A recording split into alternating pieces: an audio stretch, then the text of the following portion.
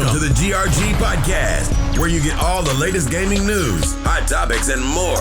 With guest Triple Cup Chuck, Livewire's Gaming, 108 Dragons TV, Bloody Knuckles, Operations Op, 100, live, and your host, K Mega 405. The GRG podcast starts right now.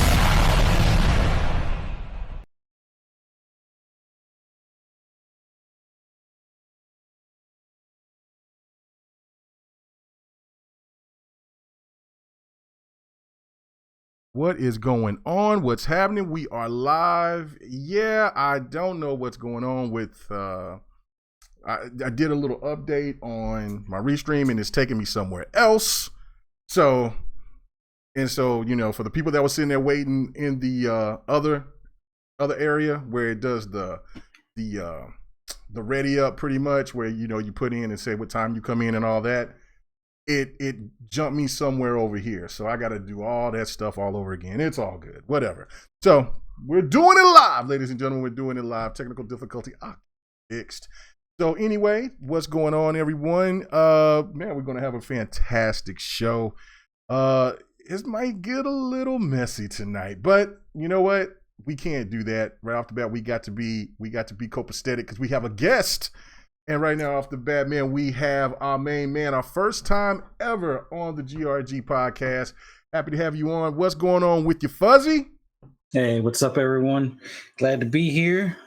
Always listen to you guys, and definitely glad to be here and talk some games. Man, it's been a pretty busy week as far as different things popping up and popping off, so it should be fun. Yes, no, it will definitely be fun. It'll definitely be fun. Man, matter of fact, let's get on. Matter of fact, let everybody know where you are, because I mean, you are on podcast. Oh yeah, I'm on I'm on the Shop podcast on Saturdays, where it's me, Blam, Stagger, and Centurion talking about games and stuff in the news and stuff. And usually, I bring up my Forza reference because I'm heavy into Forza and used to be a PlayStation guy, and Drive Club was kind of that straw that broke my back type of thing. So, Forza has been my go-to for racing ever since. So you'll find me on Twitter, Fuzzy _ Belvedere. You'll find me on Xbox Live, Fuzzy Space Belvedere. Very rarely on PSN, Fuzzy _ Belvedere as well. But I'm on Twitter mostly and Xbox Live. Yeah, no doubt. And Kunastina's already giving me problems. Stop it. Listen, for me to do what I can do with just me learning stuff on the fly, leave me alone. It's working. You can hear me. You can hear the team. Anyway, so I hope you guys like the new setup. That was something that's been worked on, and it's there. And that's probably why I got the situation the way it is now, is because I was over there doing some stuff, got updates, and then so I gotta make sure that I get all that stuff back to normal. But regardless of all that, man, let's get to the bums, and I'll make sure that I'll put the link in the description for my boy Fuzzy Belvedere in the description. And man, let's get to it, man. What's up with you, 100? What's going on, man? Man, they here chilling, man. Finna watch the Laker game, man. In between. Oh, you a Laker fan reality. again? You're a Laker fan again? Yeah. You said again. Yeah, I've been a Laker fan from the get-go. I've been down, man. We fall down, but we get back up, like Hezekiah Walker say. You know what I'm saying? This ain't Sunday, but it's Friday. You know what I'm saying? So you get your drinks ready. You know what I'm saying? You sit down, kick back. You know what I'm saying? And listen to the GRG podcast. You know what I'm saying? You never know when I might just set it off. And I'm like a ticking time bomb. You know what I'm saying? And let's go. All right, let's go. Let's do it. Anyway, other than that, let's get to the next bum. What's going on with you, Livewire? What's happening? Not much. Chilling. Playing some Outer Worlds this week. A lot. Pretty much just that. Because I beat what's that game? I beat Metro, the DLC, last week. So man, just gaming. So you play games? Oh yeah, you know when I get time to. I ain't going like you did. Honey took off work. He told his job he was sick. He's been playing Outer Worlds for like 5 days straight. Man, that's crazy. Dude's going crazy. I was like, 100, man. Did you at least go to the bathroom? He was like, listen, man, that cloud gaming thing. If I could have streamed to my phone, I would have been playing while taking a dump and a piss. I was like, this. Don't get on my because the game was immersed. I was immersed to it. All right. We'll talk about it here in a hot second, but we're gonna get on to the rest of the introductions. Op, are you there? What up? Can you hear me? Yeah, we can hear you. What's going on, man? What's happening? Not much, man. Just be Call of Duty right now, trying to get situated, but I've just been chilling over here. But y'all. Oh yeah, man. We doing our thing, man. Just chilling, man. Just ready to talk about these topics, have a good time. So today's been a shit show. That's all I can say. Yeah. I think once we start getting past the light and fluffy stuff, I think that's when it's going to get ignorant. But that's okay. That's all right. Got my adult beverage ready. All right, and then let's see, man. Last but not least, we got my man 108 Dragons TV. What's going on with you, bro? Yo, what's up, good people? You know your boy Lemon in the building. You know, I'm ready to get into these topics, man. It's been a great gaming week. A lot of COD victims. Shout out to my homies I just finished playing with. One of them just popped in the chat. My man Castillo. You already know we was pushing them wigs back. You know what I'm saying? I'm just excited to be here, man, and it's another great day in gaming. Nice. Great topics, great stories, great information. Prepare to be schooled, baby. Oh, no doubt. And big shout out to Ronan Star 58, man. He said Death Stranding review is the same as Gears 5 review. I think we will definitely talk about that. That's going to be our topic of the night. But you know what? I think by the end of the day, I will say this. I think that it'll be less than what Gears 5 is. And that's going to be very ironic. Will it not? But before we get started, let's get on to the topics. And first off, since we was getting a little bit from 100, man, let's talk about, since now Outer Worlds and COD has been out for at least about a week or so. Want to hear your thoughts about the storylines. And now, 100, I'll start off with you because you were one of the very first people that I seen that said that they beat Outer Worlds. Now, of course, I know that you probably wasn't the very first, but you were up there because everybody was kind of like, whoa, what?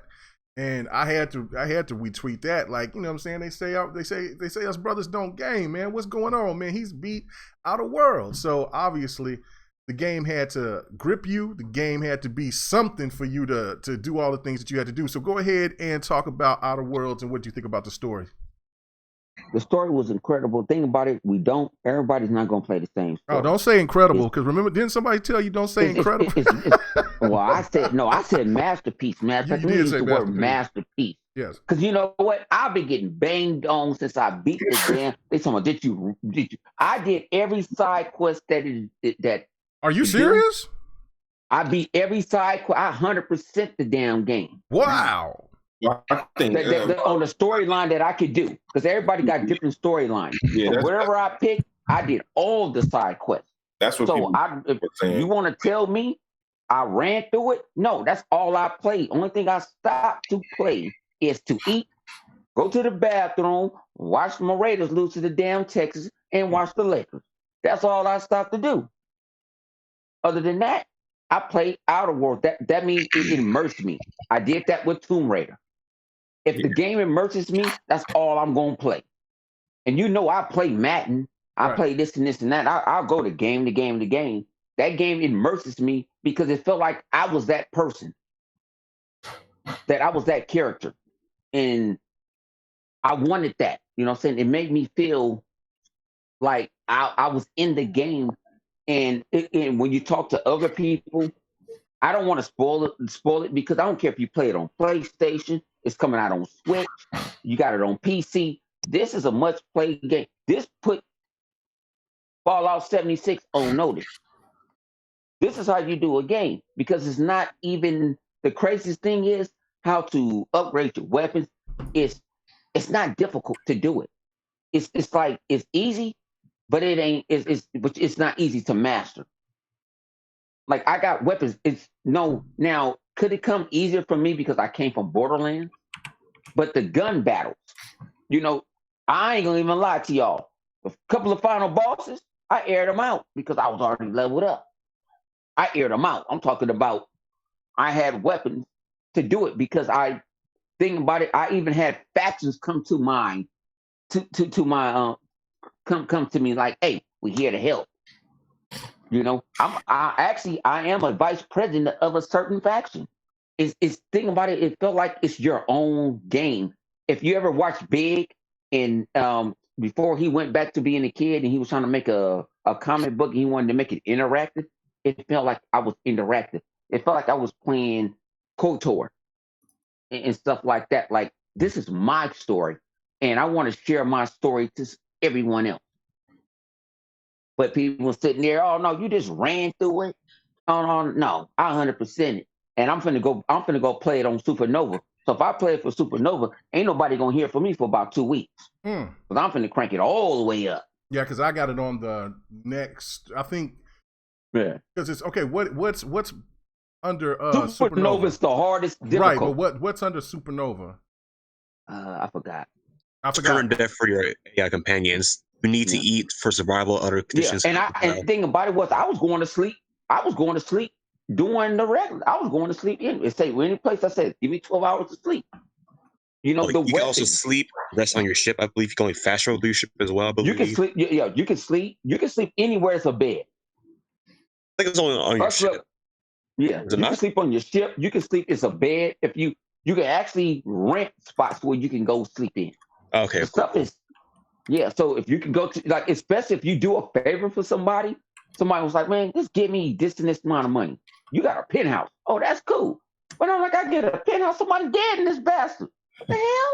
No. But, that's the immersive of it. You know what I'm saying? It's like, if out of work, I put this way, Phil, Xbox, Microsoft saw something in these people, and thank God they bought them. That's thank serious. God they bought them because these guys know what they're doing. Shout out to Microsoft to put their work on everything, on every platform. I'm thinking even buy it on Switch. I don't even double dip. I'm thinking about playing it on the go. But I'm going to get rid of that Switch, though, because it's that Xbox Loud. But no, but it's you guys play. I know some people sitting there thinking that, oh, it's too much narrative. And no, give this game a chance. You're going to love this game. Because it's you. You make your own character, how they want to look, how this and that. You make your own choices. And you're going to be amazed. And I play with people. I'm in parties with people that's playing it, and they have different. They ask me, how you get this person? How did you get this? How do you do that? How do I do that? And I'm like, you got the experiences for yourself. And I'm done preaching for the night. Outer Worlds is the sleeper of the year. It should be part of Game of the Year. All right, you're going that far with it. All right, cool. And I know you haven't played COD yet, right? No, I ain't played COD yet. My son jumped on me today. He was like, "Dad, you don't want to play no COD with me?" I'm downloading it now. So okay, all right, cool. I'm gonna play it. All right, yeah. Me and Lemon definitely gonna talk about that. But we need to go to our guests because what I'm saying, I got my man. We got a man in here, and we can't just let everybody else talk and not have him come in and say something. So what's going on, Fuzzy? Have you played either one of these games? And if you have, just give me your points of view of what you think about them. I touched on the Outer Worlds when I take breaks from Forza. I wish I was as far along in the game as 100 is, but I'm trying to do every side mission like he did, but I'm taking a lot longer. I'm like searching every nook and cranny for like parts and armor parts and mods and things like that. So it's definitely going to take me a good bit longer. But man, this game is right up my alley. Like I'm a big Division 2 fan, and even though this is not anywhere near like the same type of game, but I just like the ability to roam around the map. You don't have to follow the path to go to, the next building or the next camp or anything like that. You can cut through the woods, or if you can, cut through like some of the pathways through the mountains and things like that. And it's like every time you do that, there's, outlaws or not the merchants, but like some of the animals and things like that you can either sneak past them or blow them to bits, and it's just so much fun playing that game. Like I'm probably only maybe 12 to 14 hours in. Not That's still a lot of time. You said only 12, 14 hours in. That's a lot of time to be in the game. If you saw how many hours I have in Forza or in Division 2. No, trust me. Trust me. Well, you know.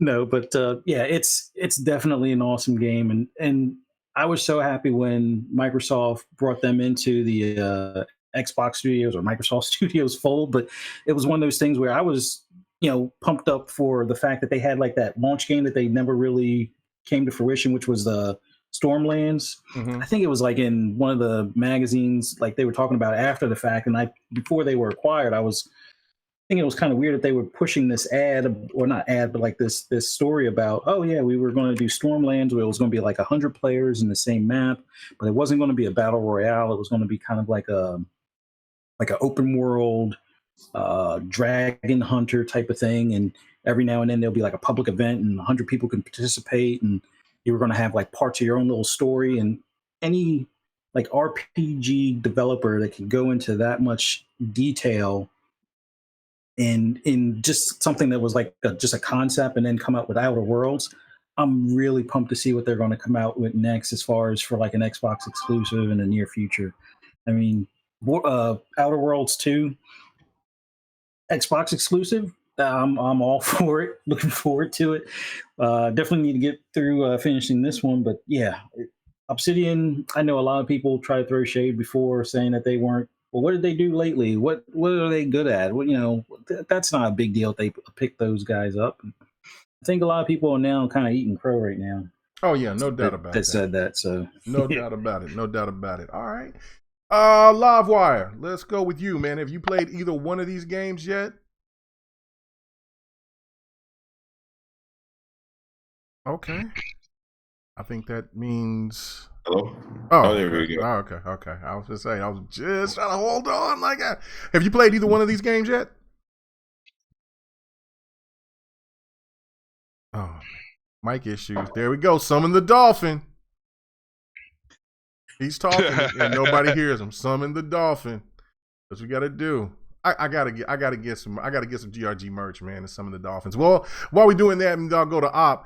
Before I go to Op, I'm gonna say a big shout out to Mirror X28. He says GRG makes my week. Great to hear from the gang, no doubt. I don't know. Yeah, Live. We can't hear you, man. You keep coming in and out. You'll say something and then pop out. Whatever that you do every time that you do this, do it again. Uh-oh. Pay that cable bill. That might be it. Pay that damn bill. Anyway, that data cap's hitting your ass. Anyways, so anyway, thanks, Mirror X T8, man, for real. And people in the chat, man, let us know if you're interested in us doing some merch, man, because we definitely will do it, man. He'll help out for the gang trying to get out there to E3. And yeah, make us button. Who am I botting? Am I botting? Yeah, you back. Okay, because I was hitting all that shit. Now what? Shut up! I was hitting the table. Okay, I was hitting the table and now I forgot this little finicky mic. I got the mic, but my main man. Maybe you need some of them $4,000 mics like Lemetheus. No, because they echo and they burn and they loud. Okay, whatever. Okay. All right, anyway. They work. Mine's working now. It's working now. I just was over here messing. Anyway, shut up. Don't breathe on the table. Op. I will not. Anyway, Op, what's going on, man? Have you played either one of these games? Yes, I beat COD tonight. I've been playing Outer Worlds on the offset, but for Call of Duty story, bro, shit's legit. Campaign low, I will put it in your contender for me personally. You'll put it as what? Low. You'll put it as what? Game of the year. I personally would. I don't care for COD that much, but that story. Stop it. You saying that COD for game for the year? That story, bro. I don't care about the multiplayer. If people love it, that's cool. But like the story alone for me, bro. Like they stepped it up. Like you love Infinity War, bro. Mm-hmm. Takes it beyond that, bro. Like for real. Okay. Like how they I guess it's called a remake. I guess for the original Modern Warfare 2 or 1, I forget which one it is. No, this isn't a remake. This is a continuance. Retelling? Yeah, this is a continuance. Yeah.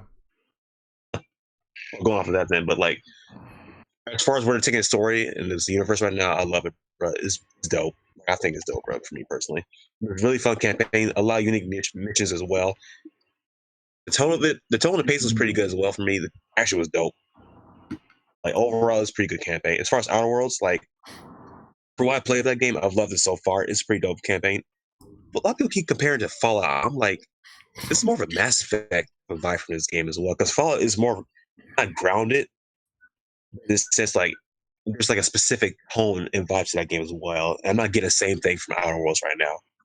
Like me personally, I'm like going off topic right now, but like as far as like Obsidian and Exile, Compulsion, and players right now, like in time they can really compete with Bethesda and Ubisoft as far as RPGs right now. It's like some of those developers and publishers right now, like they actually got some behind them. So like in a few years' time, when they settle, get this stuff going, bro, they can really kill it out of here. Yeah, that's pretty much how I feel about both these studios right now. Pretty much great games right now. It's been a great year for gamers overall. Yeah, no doubt about that. That part is true. So, all right, Live, I'm going to try you one more time, man. You got your mic right? You can hear me? Yeah, we can hear you. All right. Okay. Have you played either one of these games? I'm playing Outer Worlds, yeah. All right, what's your thoughts? It's good. I mean, I've been playing, I'm not as far along as, Boom, but I put in about a good 7 hours. Yeah, you haven't even called Fuzzy. You said what? You haven't even called Fuzzy. Fuzzy had like 12 to 14. No. I ain't get that far. I'm like on the third planet. I just got off of the Breaker. I think it's called something Breaker. Mm-hmm. The name of it. It's like that ship you get stranded on. Well, they lock you down or whatever. But I'm over it. I just got finished doing that, and I'm jumped on this back onto Terra 2 in this different location. I'm over here trying to figure out this issue. But nah, man, what I played is dope. It's dope. Cool. All right. Now, Lemon, I was saving you for last. So now, how far are you in COD? And I know you probably haven't played Outer Worlds yet, but how far are you in COD? Because I know me and you've been putting in some work on COD. So, first of all, let me say this for the record.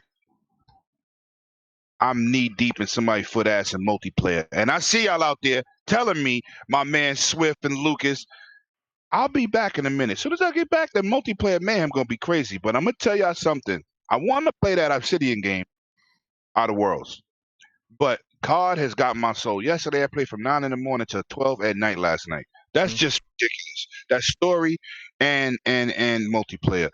This whole Call of Duty revamp is amazing, man. And what's crazy is people complain about the cross-platform play.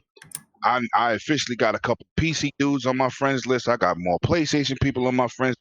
It has been nothing but a joyous occasion, man. I just met 4 straight solid dudes. Like I said, my man Lucas and Swift and them guys, man.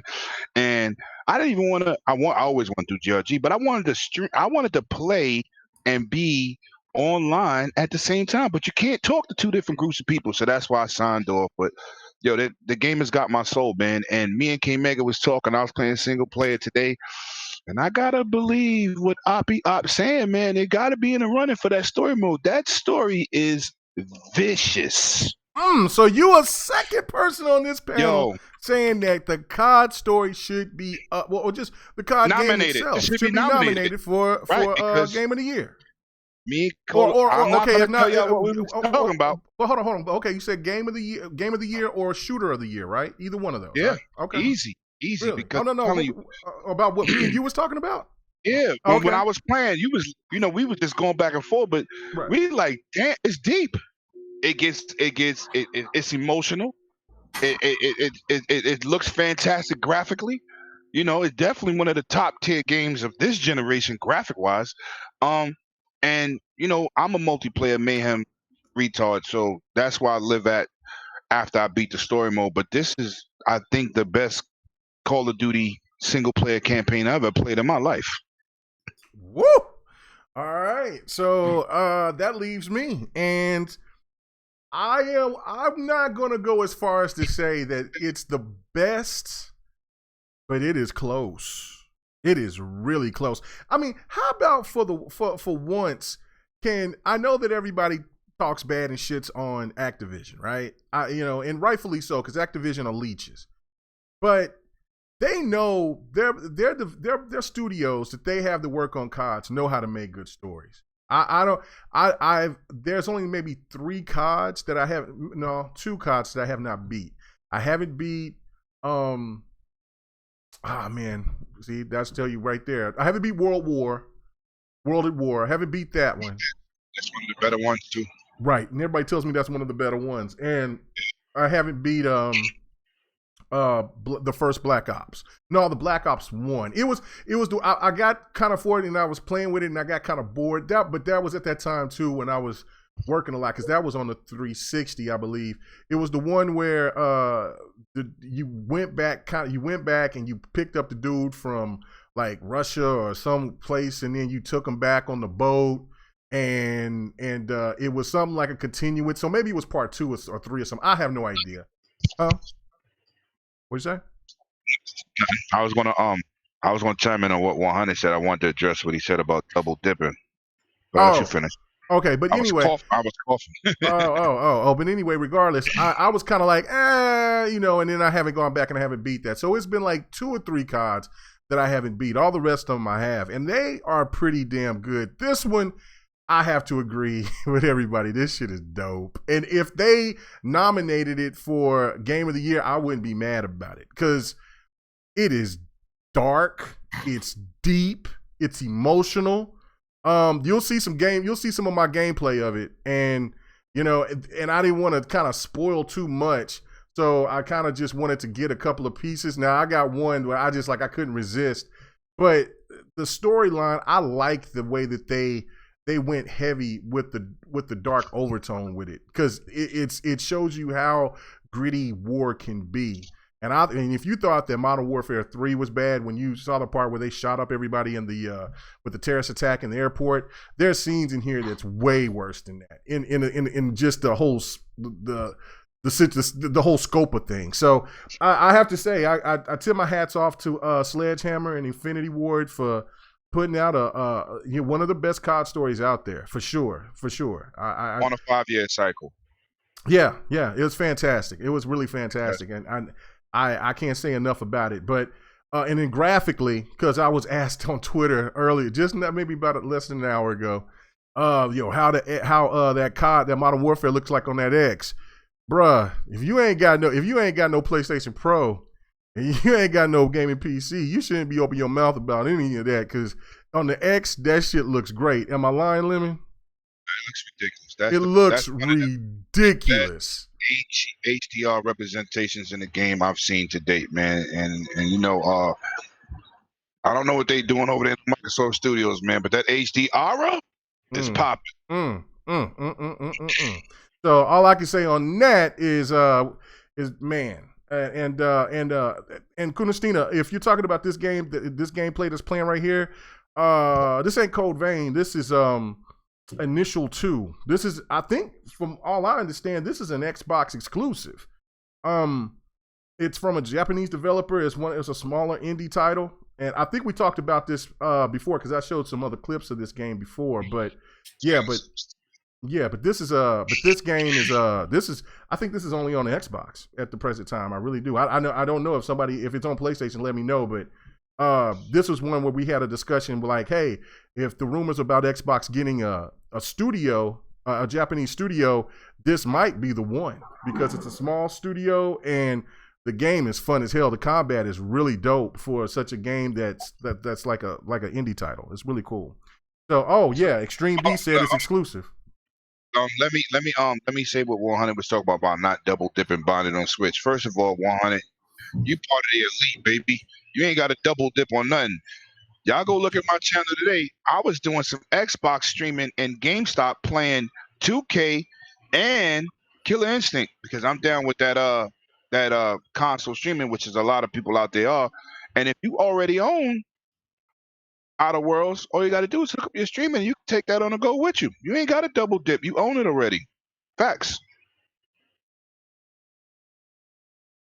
Oh, you got that. Okay, that's what's up. Man. Yeah. And Yeah, I don't have that yet. Well, shoot, I ain't get. You got an insider? Nah, not yet.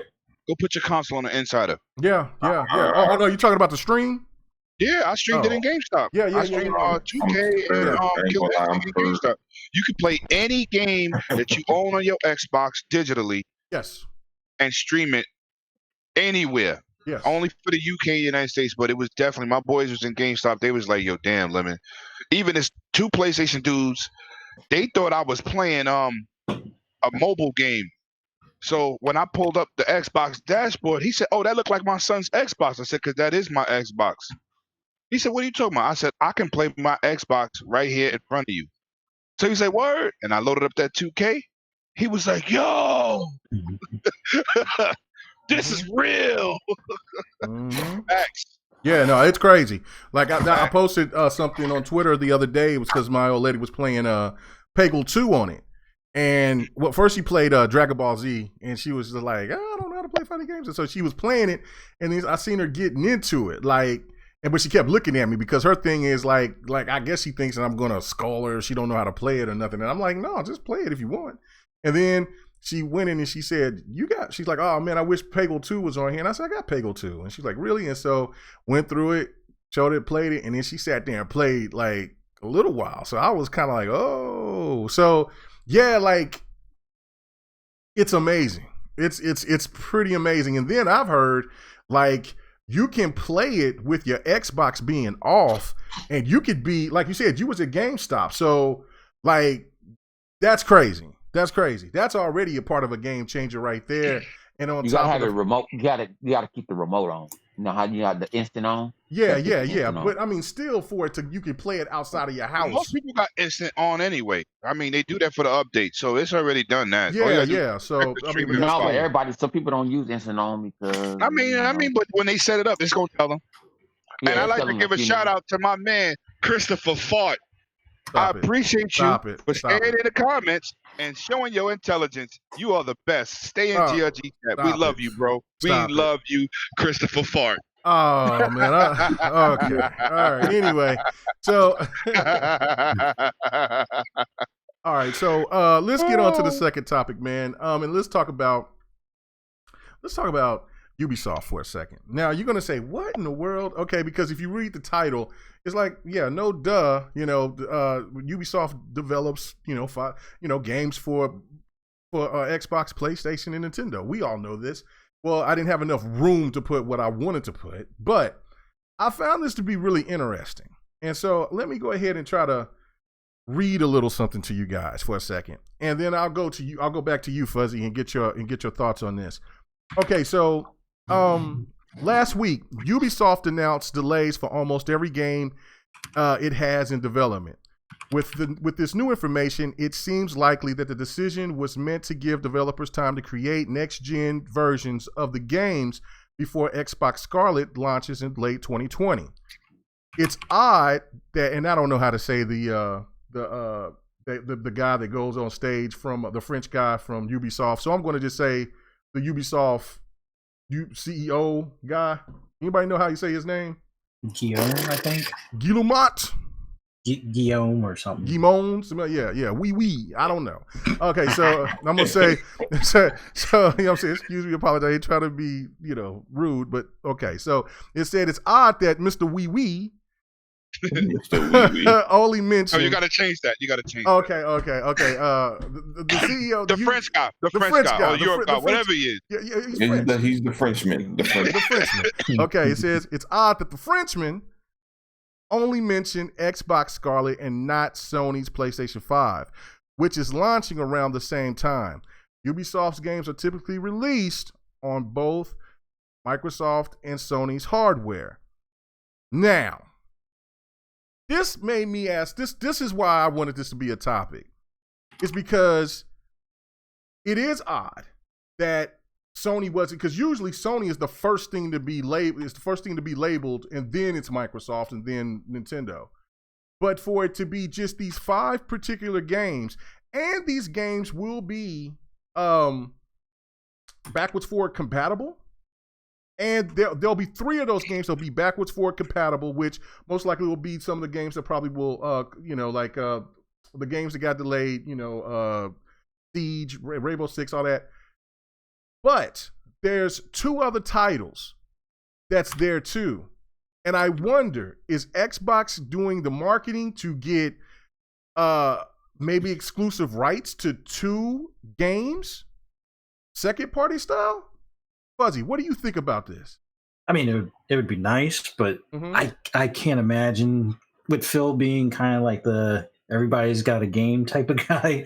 I can't imagine them having an exclusive setup, but I could see them doing something like what they did with the original Division, where they have like 30 days early access on like maybe some of the incursions or something like that, or one of the expansions, or at least get the marketing rights for like Splinter Cell. Because didn't Splinter Cell start on Xbox? If I'm not mistaken. Yeah, I think it was on there first. Yes. So it's one of those things I could see it making its return on the platform it started. I mean, not necessarily exclusive, but maybe a 30-day, advance, access or some sort of like exclusive modes. Just 30 days though. I would like for it to be more, but I don't see Phil, because Phil would just catch a hailstorm of negative press from people like, weren't you the guy that was like, oh, it should be everywhere at the same time, no gamers left behind type of thing. And was Mass Effect exclusive? The original Splinter Cell was exclusive for a long time until they made a deal with Microsoft. And it'd be nice for them to go back to that, but I just, as much as I would like to see it, I don't think they want to, not really backpedal, but get the negative press that would be but why would it be negative press? And hold on, before anybody else answers that, let me shout out to Rain G4. He says, are you guys looking forward to Dad Simulator 2? Stop it. We're not there yet. Oh, stop it, Rain. You're being messy already. Wait till the messiness come. Go ahead. Anybody jump in on that? Like, why would? Because look at a game like Neo 2. That's exclusive only to PlayStation. Well, console wise, it's on PC. But I mean, but nobody's complaining about that. It's like everybody can ignore exclusive stuff on Sony because it's Sony, and when it comes to Xbox, it's like, oh no, you said you were for the gamers, and you're doing this, underhanded stuff, and it's like it's kind of like a double standard, and I don't like it, but it'd be nice to see at least Microsoft get maybe a year exclusive, kind of like what they did with the Tomb Raider a while back and stuff like that. But Phil just seems like the guy that's like, let's not do that. I mean, I don't know. I just hope that one of those unannounced games is Splinter Cell, and the other one, hopefully it'll be something like Skull and Bones or something like that, or something else. But anyway you look at it, I can't wait until these next consoles come out. Loving my X right now, but I can only imagine what Scarlett's going to bring us with a game like Watch Dogs Legion, and you can play any character, and there's hundreds, if not thousands, of NPCs roaming through the city at a given time. So I just don't see Phil doing it. If it was somebody else, it would be back to the old method of marketing rights. We got the exclusive right. You want to play that game, you got to buy an Xbox. But that's just not them these days, it seems. Well, I think, man, I don't think they should be doing that no more. Now that these games are going cross-platform on everything, play-wise, I don't think they should be leaving people out. Now, if you come along and save a game like Street Fighter, right? Sony saved Street Fighter at the time. Right now, Capcom don't need their money, but they did at that time for Street Fighter to exist, Street Fighter 5. If you take your time out to invest in exclusive money in terms of saving a game, then I think they should have some exclusive. But if a game is just coming out outright and you give somebody some special content, look at Spec Ops. It's not just Phil. The Xbox and the PC community erupted with that mode not being exclusive for a year. And look at the backlash. And did we not get an update on console or on Xbox and PC that had that mode day one? Yeah, nobody really wants that no more. Because now these games are cross-platform play, and if you have a mode I can't access, it takes away that feature for you. Yeah. And Bloody Knuckles Jr. Quit all that kumbaya shit. I'm tired of hearing that. Yo, listen, this is business. Listen. It ain't nothing personal. I'm tired of this kumbaya. Y'all want to be pick a side. Pick a side. There is no side. It is a side. I'm so tired of hearing this. There is no pick a side. Kumbaya, let's play with everybody. And this and that. If it's a what you call it, if it's a multi-plat, I don't care. That's what we're talking about. Yeah, but think about it. If a company wants to sit there and another company like Sony, Steam, or somebody want to buy exclusive content, I do not care. Just like COD got exclusive content on PlayStation, I do not care. You don't play COD, that's why. I don't, I do play COD. I don't play multiplayer. I play the story mode. That's what I said. So thing about it is, I don't care. But I don't. It's not losing my life. Thing about it is, it's your pockets. If you guys want to voice your opinion, do it with your pockets. Don't buy it.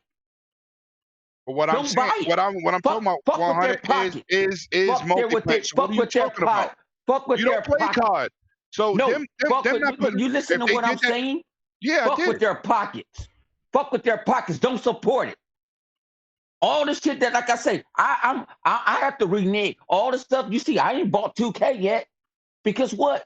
2K been in bear. Even though I love the hell out of 2K and want to play it online and I want to thrash you with teams and everything, I still don't. Because you suck. You know what I'm saying? No, I don't play it. 2K. But y'all, we have to sit there and start hitting these companies with our pockets. Don't support the game. With God. You see what happened? They lost those pre-orders. They U-turned. Immediately they U-turn. No, that's what I'm trying to tell you. I'll put this way. They got to be careful with that. Instead of talking about it, we got to be about it. Don't buy it day one. Don't buy it. Let it go to the bargain bin and buy it. Just mess up their revenue. That still ain't what I'm talking about, but okay. Mess up their revenue and their profit.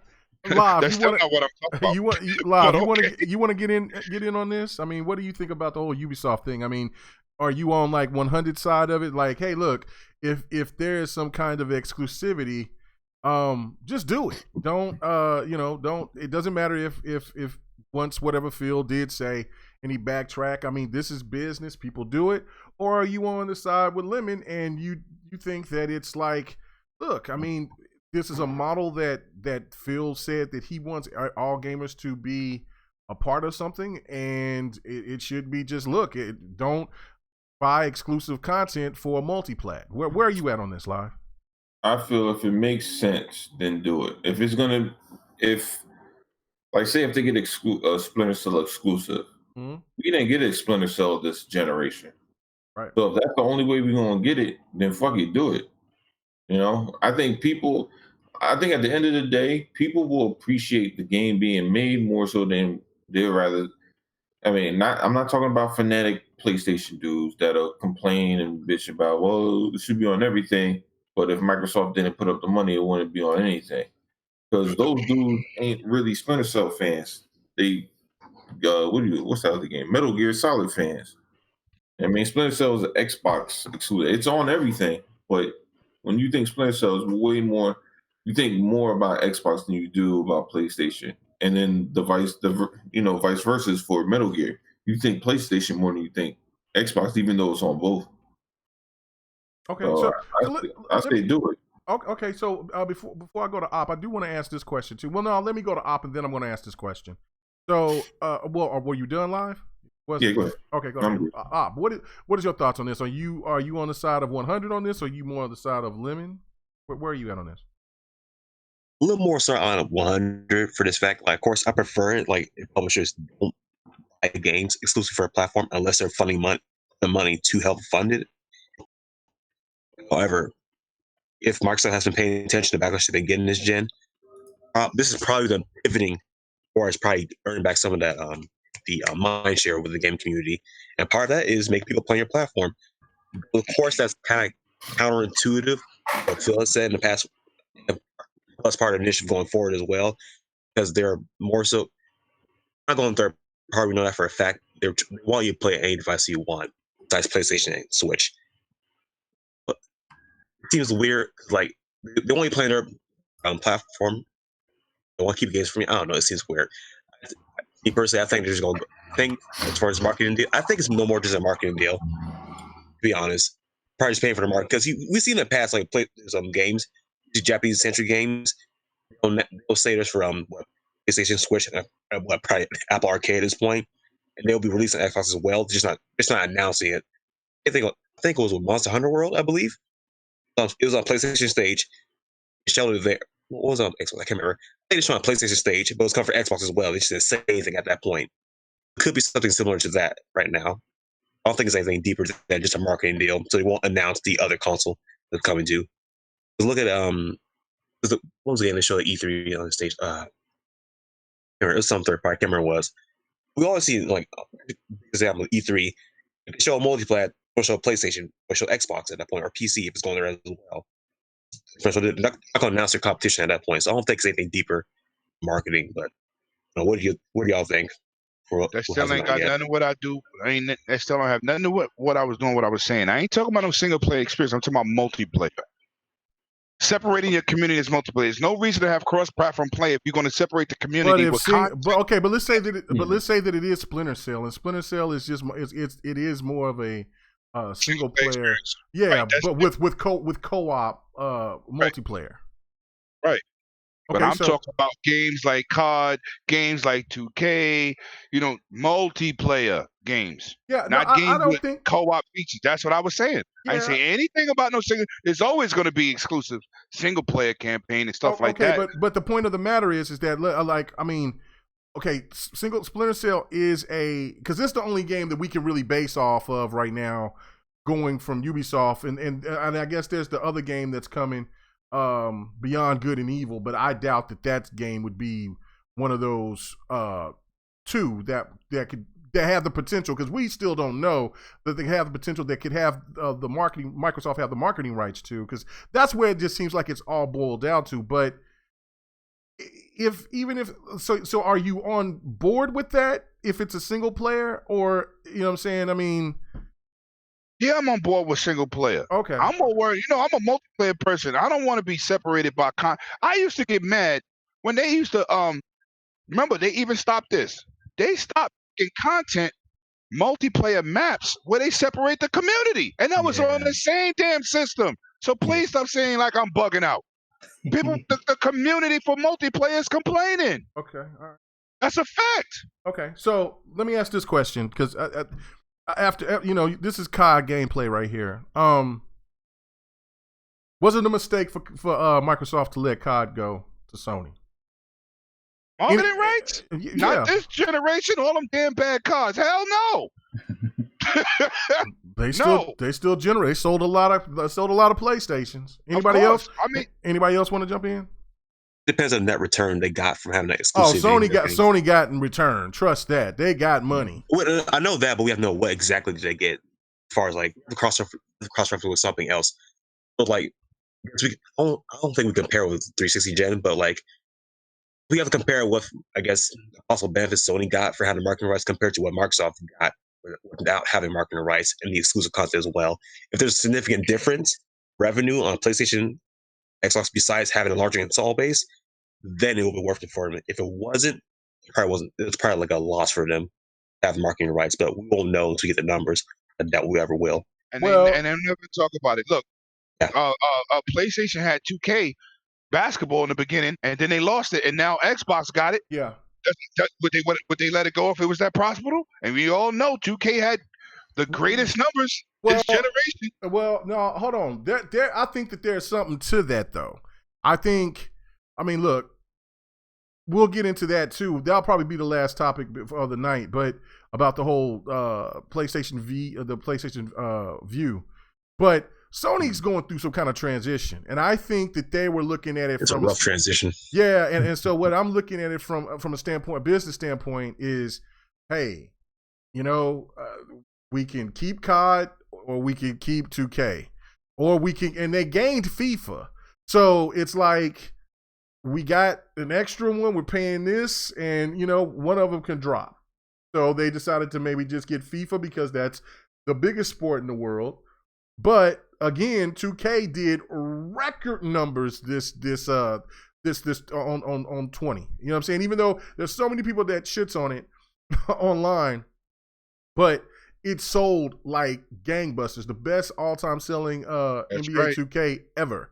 So, and just like with this COD I think sold better than it ever has. I mean, it sold 600 million. It made $600 million in 3 days. That's crazy. That's crazy. Now, just remember, take this into account, because this was funny because I was reading like chat and stuff when they were talking about COD and how much it made off of how much that 600 Did million. Halo 5 do like 300 in the first week? Halo did 500 million. Yeah, in a few days. In the same amount, in 3 days. Halo don't count because the story suck, remember? No. no. But hold on. That's a great point, Op, because I was going to get to that. Everybody that was in there was like, oh man, that's crazy. People started saying all type of crazy numbers, 10 million sold, all that, all this, all that. But then when you come to a game that has, check this out though. Halo 5. Everybody, as much as people shit on Halo 5. On one platform. That has not, so that was at one time, it's supposed to be 13 million to 18 million sold. 18 million consoles sold, and the fact that it was, I'm saying, it got 500 million. It was $100 million less than what this COD, and this is COD, I think it's the all-time best-selling COD ever. That's Think right. about that. Think about that. While everybody was shitting on that, that's just merch and this and that and this and that, regardless of the fact. Does that matter? Does it matter? Right. Does it matter? That's crazy. So you got to go back to see how, like, and I know that a lot of people don't like it, but I just love the fact that Microsoft just keep quiet. Yeah, Halo 5 story wasn't the best. Yeah, we understand. We gonna get it fixed. We got you. Yeah, it's not like, Halo is falling off, but we're going to go ahead and spend damn near $500 million on an engine for a franchise that's supposed to be dying. Yeah, we'll make it a launch title for our new console to rebrand ourselves, to get ourselves back on our feet. Yeah, Halo is almost done. We got you. Love 343 released the I guess the first week revenue generated from previous Halo games compared to Halo 5 to piss off the Bungie fanatics, but they're not going to do that. They're trying to get it back on their side right now. But I would love if they came out and say, yeah, the Halo 3 generated about 5,300 million in the first week. Halo 5, but see, hold on, no Russian. Halo 5 was quiet after those first 3 months or so when they was reporting stuff. And then they just stopped because that's when they changed the policy. Like, look, we're not going to do it no more. Well, Mega, let's answer this question. And everybody was like, oh, they're scared to tell their numbers. No, they knew what was coming because they started doing the whole user base thing. And then next thing you know, PlayStation started doing it too. It's going to be just the new thing. But go ahead, 100. What was you going to say? Well, Mega, answer this question. You know what I'm saying? They always get on, Xbox games and this and that, right? Don't they always add something to Halo 5? And Halo 5 is damn near, 4, almost 5 years old now? Yeah. And so why all these modes? We got Halo 2 modes. We got all these different. So if no one's playing these games, why they keep on adding these modes? Why they're not cutting off servers? Or why they're not doing this? Why they're not trying to improve the game? Because Halo generated over $2 billion in revenue again this generation. And they can say what they want to say. And I explained to people this. But see, the thing about it, I explained to people this.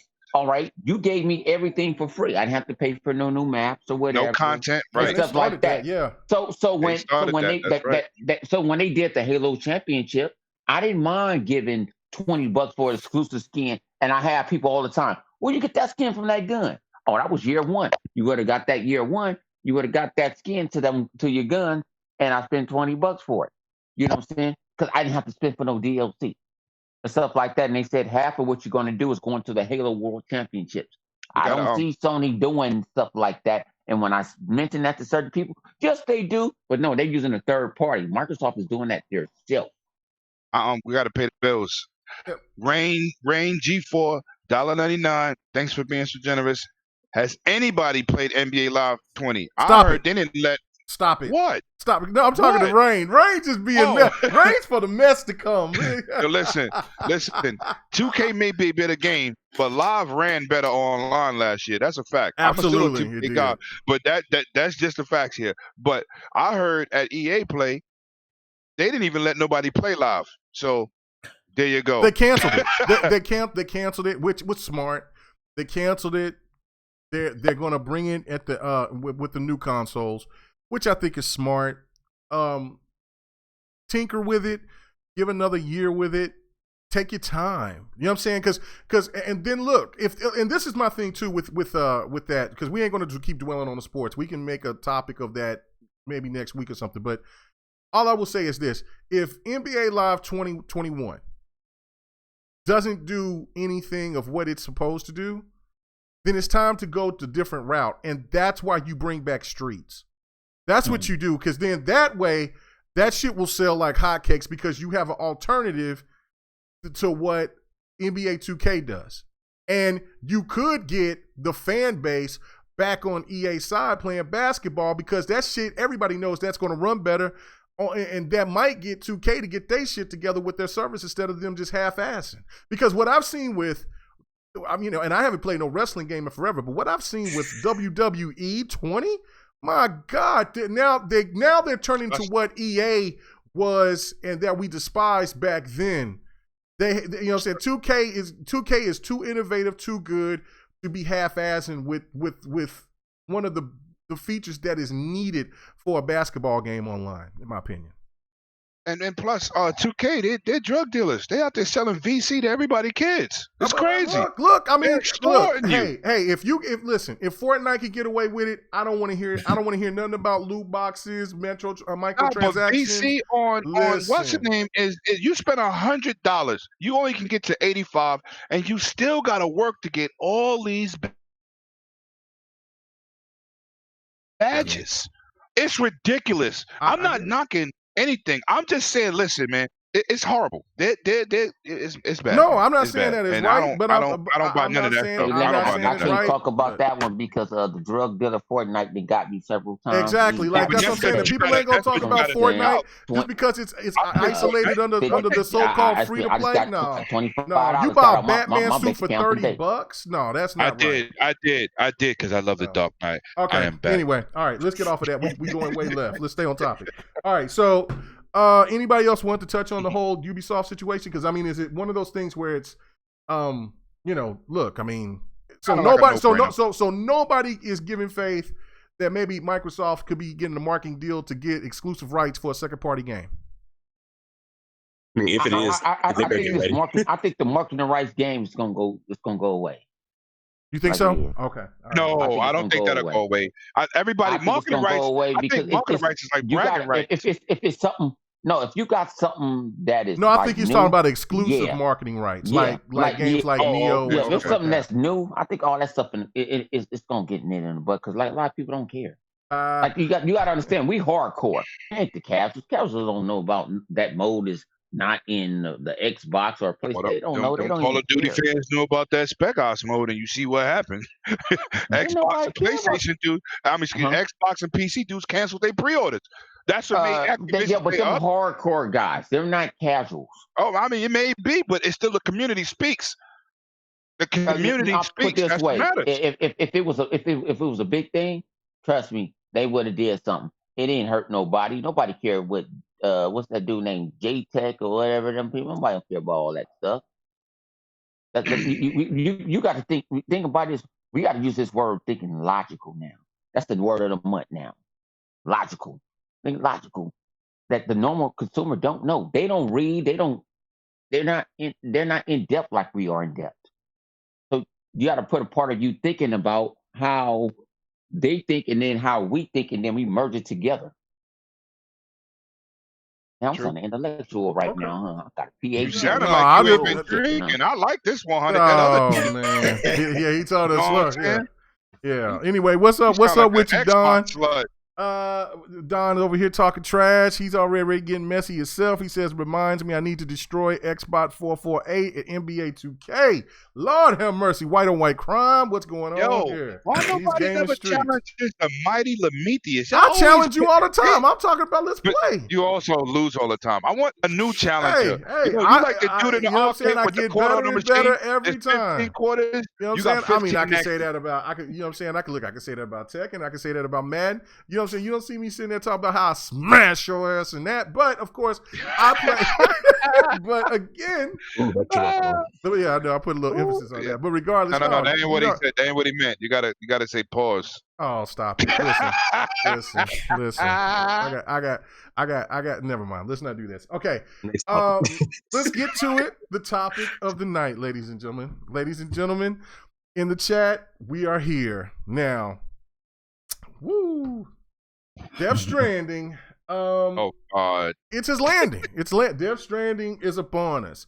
The Kojima game is upon us. It's here. And it's got reviewed. And you know how I care about reviews. I give two shits about reviews. But this is what I find very funny about this whole situation. It's because of a number of things. One, a lot of these fanboys went crazy, started talking about how this game was going to be Game of the Year, how this game was going to be in the 90s. This game was, it was made by one of the best developers that's known to man. No, he's a movie producer. Okay, hold on. They've said that Death Stranding is at one point they said Sony owns the rights. Then we went to, this happened all this week, ladies and gentlemen, which was really crazy. We happened all this week. We went from Sony owning the rights to Death Stranding to no, Kojima just owns the game. It's 505 Games that owns it now. Okay. No. What's the dude? Colin. He used to do the IGN show for PlayStation. I forgot the name of the Beyond Podcast. I forgot what the name of that podcast was, but he came out and he clarified and said, "Look, no, Sony do own that property, and it is their game." And Sony wouldn't have bragged about it on their Twitter account by saying, "Hey, look, at Sony headquarters, here comes Kojima Games. We're happy about Death Stranding." Why would they be so crazy to promote that game if that game wasn't Sony's property? If it was just another, third party or second party game, they would have just went ahead and just did the advertising and move on. They pushed this game and pushed Kojima's name on top of it. So, the one thing, we had that issue happen within the week, and then now here comes the review. But the review didn't look so pretty. And it in a sense of what the fanboys was expecting. Now, from what we gather from right here, I think that from the Metacritic score rating overall, I think it's like at an 84. From what people have told me, that it seems like it's going to go anywhere from it's most likely going to be like a 83 to an 81, and if you care about that crazy shit. But what I'm trying to understand here, and of course we got to go to our guest. What happened? Because all this hype behind Death Stranding, the game of the year, all of this, now I hear nothing but damage control. I hear nothing but people just don't understand the game. What the hell is going on, Fuzzy? What's going on? What happened with Death Stranding? So much. I was tempted to cough multiplat, but that would be wrong because everybody used to like to say that about I can play those Xbox exclusives on my PC, my high-powered PC. I don't need an Xbox. Yeah. I guess I don't need a PlayStation either. So, no. But in all seriousness, it's funny. I remember hearing rumors before about it coming to PC when it was first announced, and didn't really think much of it. But everybody's like, "Oh no, it's PlayStation's the best. We got all these exclusives." Oh, okay, that's great. If you're only into consoles, it's an exclusive for you on your PlayStation. Great, but it was just one of those weird games. I was kind of interested, but there was just one flaw that I couldn't wrap my mind around, and everybody was trying to say, "Oh, well, if you can't understand it, it's not for you." Well, I guess it's not for me, but whatever. When they were like sneaking around, holding their breath, but yet those whatever creatures that are like invisible or whatever attack a dead body. Well, dead bodies don't breathe, so what's the difference between you not breathing? I didn't even think about that. And the dead body. So say that again. Hold on, Fuzzy. Wait a minute. I didn't even catch that. Say that one more time.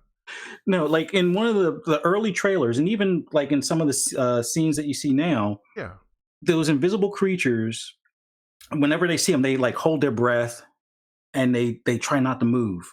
But a dead body doesn't move, and a dead body doesn't breathe, but yet it attacks the dead body. What's the difference? And every time I try to post that on Twitter, everybody's like, "Oh, shut up! You don't know what you're talking about. He's a genius." Oh, okay. I like weird sci-fi movies, but that's a plot hole in my eyes. But anyway, these reviews, it's just one of those things where I kind of expected it was going to be in the 80s, and I was saying 80s because it's a PlayStation exclusive, kind of quote unquote. I think it should probably be a little bit lower than 84, but that's just me. I haven't played it yet, just going on the scenes. Now, will I buy it? Sure. I'm not buying it at full price though. I'm waiting until that thing is like in the, $20 range or $24.99 range on PSN or whatever. But it's just funny watching everybody have meltdowns on Twitter about it, or the PlayStation fans have meltdowns on Twitter about it. About PC, they have to wait. I'll play it day one on my PlayStation. It's like, okay, good for you. I wasn't playing it day one anyway because I was going to wait for it to be on sale. And then when it came to the reviews, well, who needs a review? It should be about the game being fun. But yet, when we said that about like State of Decay 2 or Sea of Thieves and things like that, they're just unfinished games, and who cares about if it's fun? It should at least score well. You got games that are, I don't know. It's like gymnastics out there now with people doing backflips to kind of backtrack and whatnot on what they said and how they poo-pooed on a lot of Xbox games compared to some of the their most recent releases, whether it be Days Gone or this. So it's it's just funny. Twitter streets are kind of comical right now as far as that's concerned, but that's just my 2 cents on it. All right, so let me ask you this question before I move on. Do you think the game is still up for Game of the Year, and is it a game that do you think will it gravitate to the casual market? Depends on how aggressive they continue with the ad campaigns, but me personally, this is me not playing it, just going on scenes and, the underlining interest that I have in it. I don't think it's a Game of the Year candidate. I would definitely put Outer Worlds up there. I'm pretty sure some people are on probably say After Dark, but haven't gotten that far in that game yet. But it's going to get nominated because it's Kojima. It's going to get nominated. Will it win? I have my doubts, but we'll see if the media bias leans more towards it being Kojima's year type of thing. But hey, I'm going to put Outer Worlds up there. Yeah, it may not have as much of a deep rooting story that's strange and unique and brings a whole new genre and Game Stranding or whatever the heck he wants to call it. It's what everybody's been asking for years in an RPG. I would say that deserves a nomination more so than Death Stranding, but and it's not that I'm just wearing my Xbox glasses. I would say that if it was not just an Xbox exclusive, I would say the same thing. That game is a lot of fun, better than what I was expecting. What about Gears? Gears, I would say that's another one that's up for a nomination. And I'm gonna show I'm a fraud. I haven't finished Gears yet. But here's my biggest thing. It's because I suck at it in multiplayer. I've tried. I've gotten better in comparison to Gears 4, but it's me being a Division guy.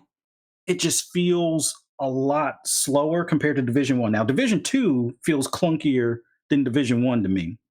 So it's kind of weird. It's like Gears 5 now feels a lot smoother in some cases than what Division 2 does. And I love Division 2, but you're not going to walk around with a chainsaw and chop up people, which there are some enemies in Division 2 you allow you to do that.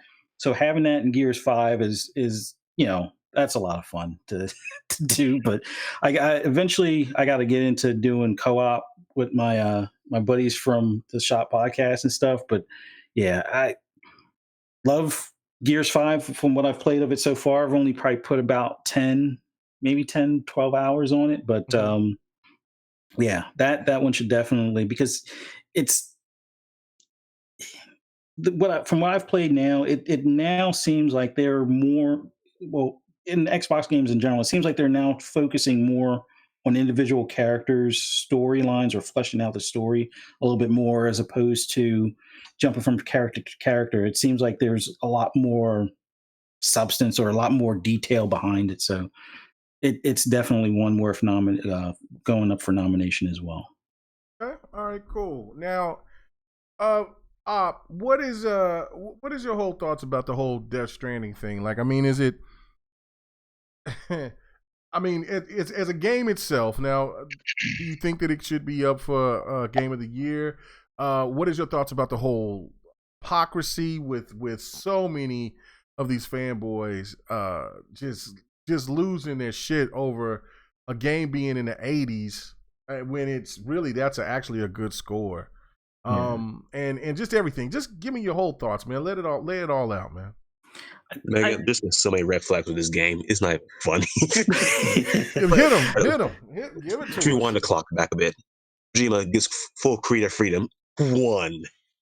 2, he signs up with a publisher who's notorious for publishing first-party games with shit gameplay. 2.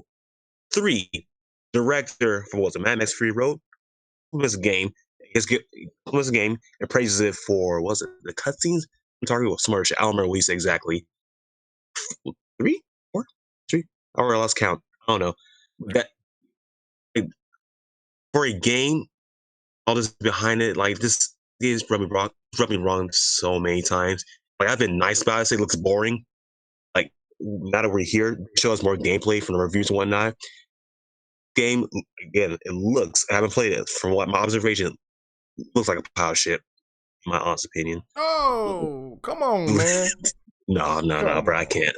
Like, it looks horrendous. Say the taboo word. It looks like trash. Don't do that. Don't do that. No, we gotta do that.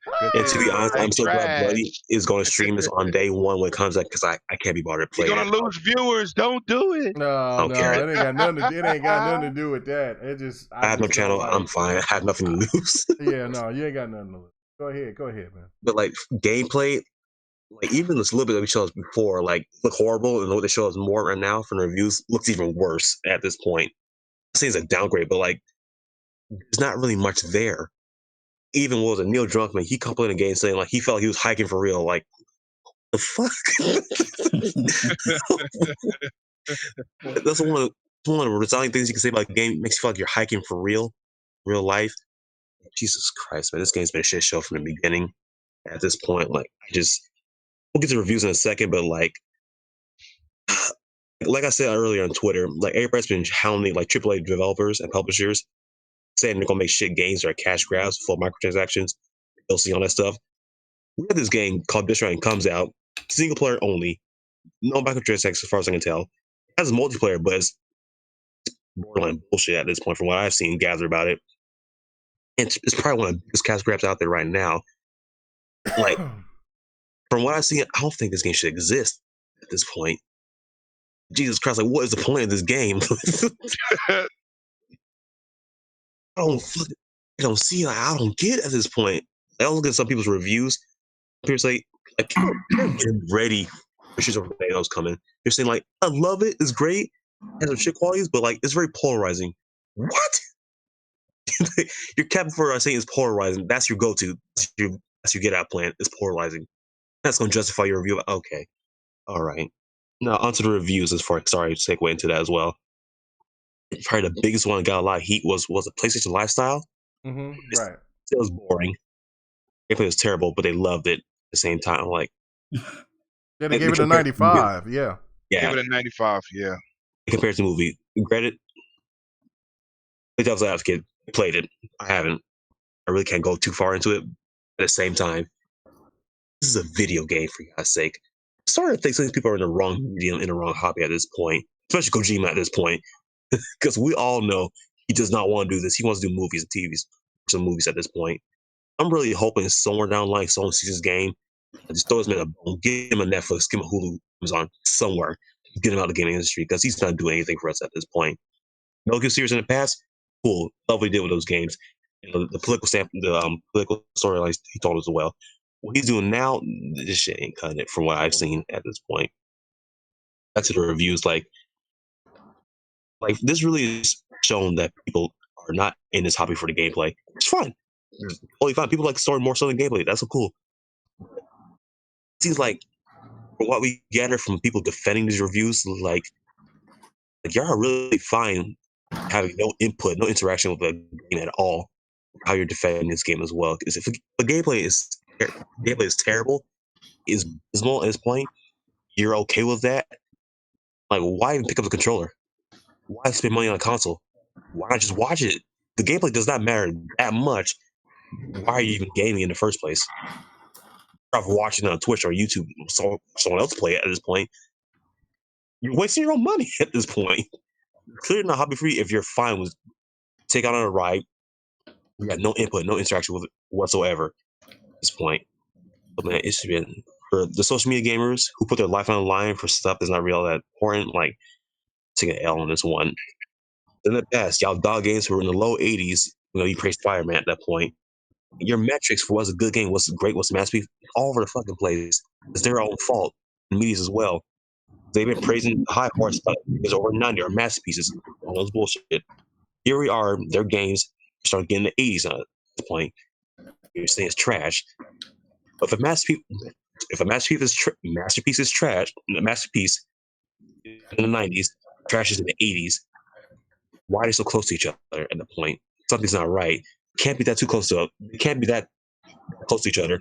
They're supposed to be on opposite ends of the spectrum. Something's not right. Something's not consistent at this point. Either is that close to trash, not as trash as it. If it's close to masterpiece, almost as good as that masterpiece. Can't have a voice at that point. Makes no sense. No, bro, you can't. You can't. No, you can't. And this is the most vocal as my man Op has been. Damn. Like, no, you're right. Like, no, you can't. Yo, no, live. You know, I'm saving the best for last. Oh. I'm saving the best for last. I'm gonna let you go last so you can have the last word. Next, I'm finna go because I know what my boy Lemon gonna be like, and that's all good, right? You know what I'm saying?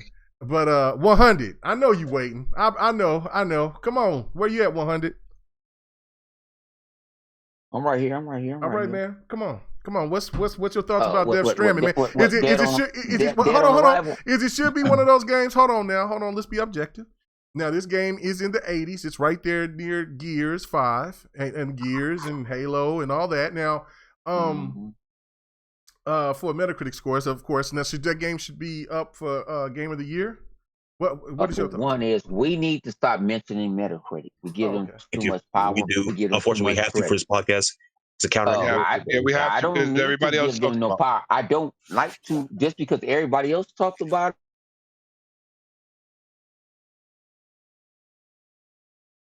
What?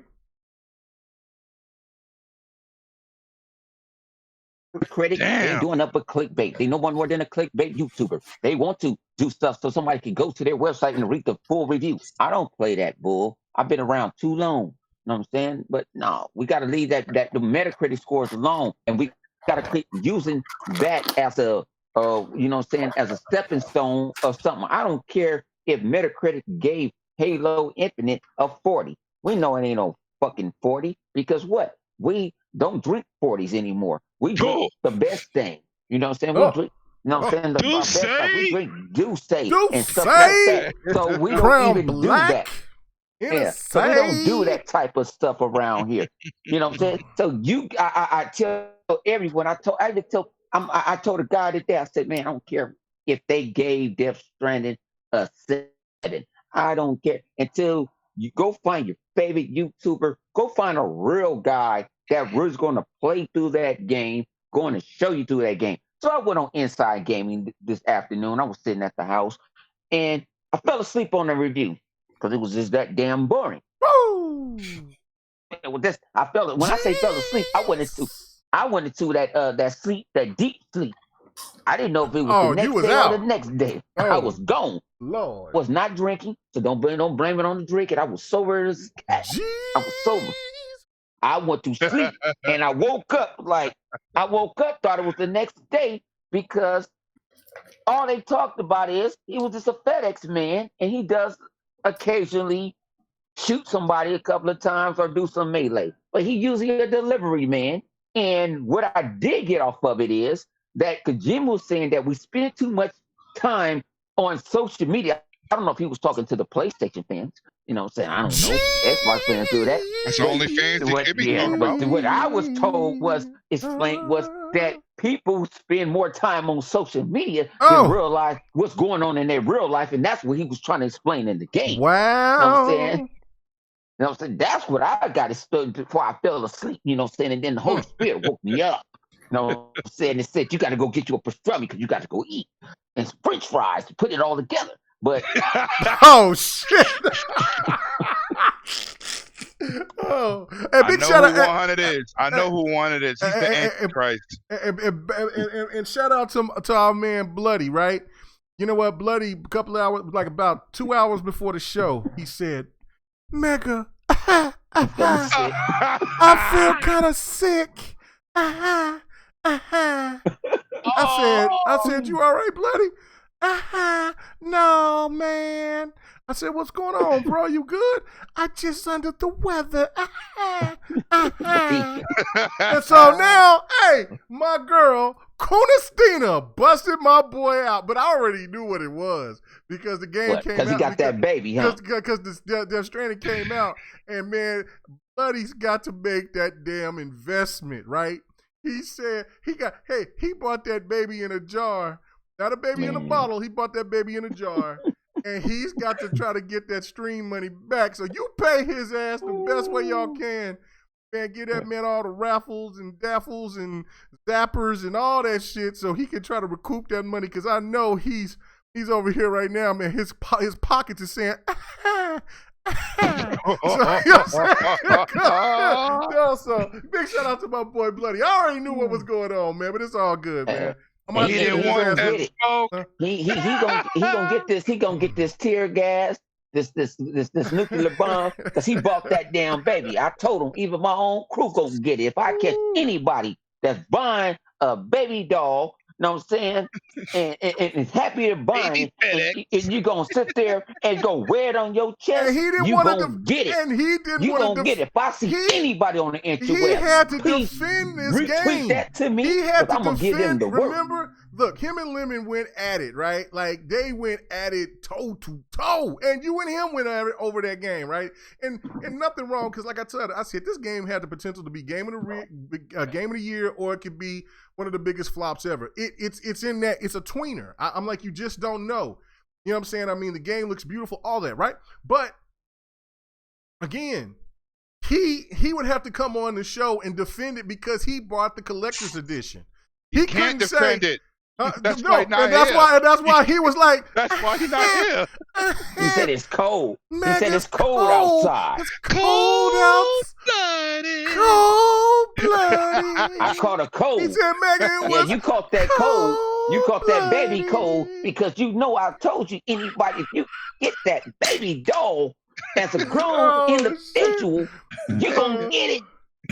Oh man, I ran around Chucky as an infant. Stop. No. I'm gonna get this stream and I'm gonna make him drink until he's drunk again, like me and Lou did. Lou got my boy so lit he almost did the 100. He couldn't even hit the off button. I said, Bloody, hit the off button. Cut the Xbox off. Hit the button, please. He was. He was so lit. I'm telling you. Hey, I did. Hey, at least I did my shit on accident. He did it on purpose. Cut that shit on. That's not proud. So yeah. No, anyway, but go ahead, 100, finish up, man. I'm sorry. Yeah, but man, that shit is crazy. I'm put this way. What I looked at, man, and think about it, I went to the closest thing I know that's kind of not unbiased is like Inside Gaming. They went a 28-minute video breaking it down. Even the guy that even played was like, come on, you really breaking this shit down to me like this? You ain't doing nothing but a delivery person. They talking about you think about it, your pounds, weight. Oh, if you get a certain amount of ladders and all this other stuff, you can go pick up other people's packages. I'm like, is this Kevin Costner and the Postman?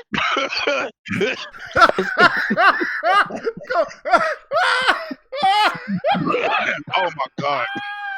That's what I'm saying. Oh my God. They both apocalyptic. Oh man. Right there. But that's almost. I need a stream deck so I can show the post. I can show the post, man. So I can show Kevin Costner, man, walking through the field. Oh shit. And I like that movie, but that's what I was looking like. Now playing Kevin Costner's the Postman. Oh shit. Okay. Because he shot every now and then. You know what I'm saying? I'm like, they was like, your job is to deliver packages. I'm like, what the hell? This is a damn meal simulator. And I'm seeing people sitting there. What you think is going to get on metal, man? Oh, I was like, you know what? I had to control myself. That's sometimes I take myself straight off the grid. I do not look at Twitter. Real quick. That's why I put in VR. VR saved my life. Go ahead, Op. What were you going to say? Real quick. All right. For those of you who are choosing not to buy this game, like me, you're going to keep your $60. If you want to see it get played, follow Bloody Knuckles on Mixer. Stream and Twitch? I don't know if it's on Twitch. Follow on Mixer. He's going to be playing it day one once it drops. And please leave all derogatory take comments. Take the L for us on our behalf. I am not touching this game. Oh, okay. Go ahead, 100. Finish up, man. Hey, I'm just telling y'all, man, this is, hey, y'all think that game is epic? This is your money. I'm not telling you how y'all do y'all money. I even had Redbox today. When I said, man, this is Redbox City Central. They retweeted my own tweet and talked to me. Redbox. And I'm a nobody on the interweb. Redbox hit you up about that Stranding? Redbox, I retweeted it. Shit. Redbox said, yeah, of course go Redbox. Hey, my boy Bloody could have saved his money instead of him hitting me up there. Man, God, I'm sick. Man, you guys is bad. I put this way. I think about it. I looked at it as like I said. I put my Xbox. I put my green flag to the side. You know what I'm saying? I gave up. I gave up game begging for Xbox. You know what I'm saying? I put my green, and I said, "That's I'm gonna do this with her." I actually watched it. I watched it in 4K. You know what I'm saying? I actually gave it a chance, and I fell asleep. Like I said, "What the hell happened?" I said. What? Are you where the gunplay at? And then I heard you goddamn near got to go 4 hours into the game to really get some action. I said, "Oh yeah, that's Kojima for you." Okay, so I thought. So what is his weapons? Because only thing I seen was some melee. I can get some guns. You could throw. You can throw. But thing about this, you got to collect. You got to collect. You got to collect all that shit on your back. So. Think about it, a gun counts for that.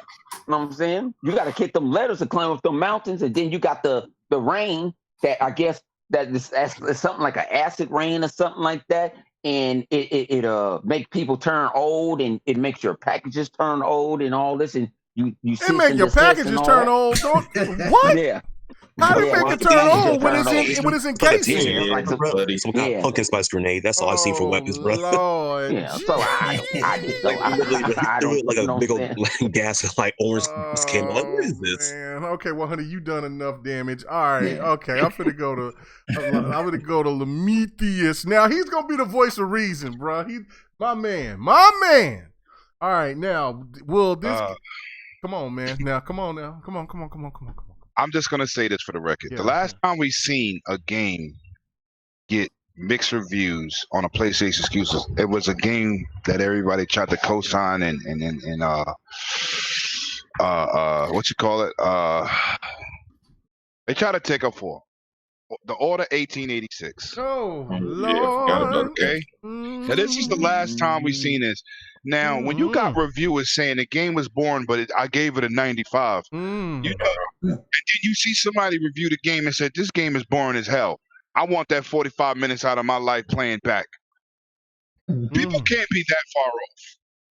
You know what I'm saying? I mean, maybe Konami fired this dude because he was bugging. You know, all these got some type of problem. That's the question right there. Hey, you know what I'm saying? They may have saw something coming. Hey, man, Konami's selling. Man, listen.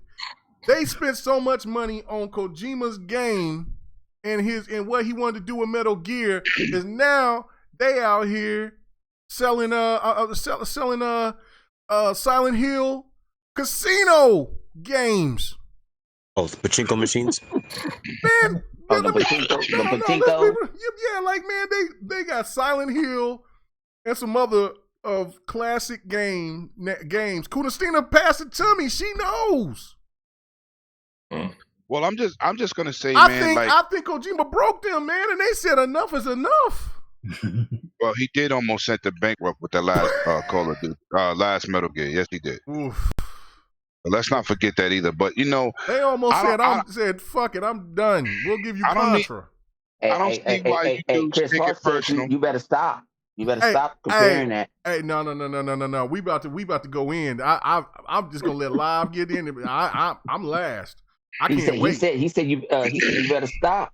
No, we about to get Lemon. You better stop. Lemon, get him. Lemon, keep continuing. Lemon, please. He said you better stop. Get him. Only thing I do with farts, I let him out. I let farts out. He can go. Oh, stop it. Let's go. Come on, man. Let's go. Let's go. But I'm saying, man, to the point of where I see all these people damage controlling. That's what I meant to say earlier. Damage controlling. Listen, man. Stop taking a personal investment in a game it's not a proven franchise. It's a dude you like, his game from Metal Gear. But it's just like, listen, man, if you want to enjoy the game, go get it for yourself. But please stop telling other people when they say a game is garbage and you go on your defenses, you just really looking bad right now. That game don't look good. It ain't been sold to nobody. I know one person purchasing it. Bloody. I don't know nobody else. And you know, it looked like that goddamn game done gave him the That's Bloody's cough telling me he was sick. It might have a virus. But I'm just saying, man, I watched videos. I did the same thing 100 did. I tried to be unbiased and get a game a chance. I don't think Kojima get a game a chance. And then he goes on to state, this game will make you feel like you're alone. It is boring, but I made it that way. So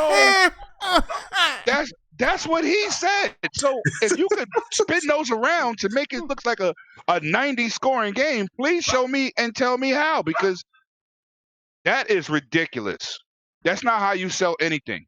I mean, absolutely not. I mean, this coming for the greatest minds of video game history. That's some people call him. You know, what's his name? What's the dude from the award show? Jeff Keighley. Jeff Keighley. Jeff Keighley. I mean, he said this might be the masterpiece of the generation. Now, after people get this game in their hands, you got to rethink about these people's opinion. Facts. Because that's just crazy. I mean, like I said, this game should not be no 80 anything. Maybe negative 80 from what I'm hearing. Boring, no action, long cutscenes. Metal Gear Solid 4 got ridiculed because you talked to the gunsmith dude or whatever you want to call him, the gun dealer, for 2 hours. People want to kill Kojima for that. And it was to the point where if anybody know they history, you couldn't even skip it. You had to watch it. They passed it in later where you could skip through it. So it ain't like everybody's a fan of this dude's production. Maybe he need to be on Netflix. I don't know, but he's bugging. I'm sorry. Damn, somebody called the alarms on you, man. Come on. Chris Hart called the police. Called the PlayStation police. They done called the fraud police. They done called the fraud police, and everybody co-signing the game. They wasn't going to buy anyway. Police is on it. Metacritic PlayStation fans on their way. And I want everybody to go out there and enjoy 1886 Part 2. I welcome it. Good luck. All right. Good luck. All right. So now, last but not least, my man Livewire.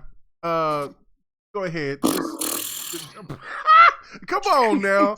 Come on, man. I need a voice of reason. I need a voice of reason. All right, well, first off, I need a voice of reason. I want to dial it back. Okay, cool. Y'all understand how Donald Trump is going to dial it back every tonight, game is for everyone. Mm-hmm. So if you like Death Stranding, we cannot tell you that you don't like it. We can't tell you shouldn't buy it. All we can say is how we feel about what we've seen of it and based on what other people are saying that reviewed it. With that being said, here we go.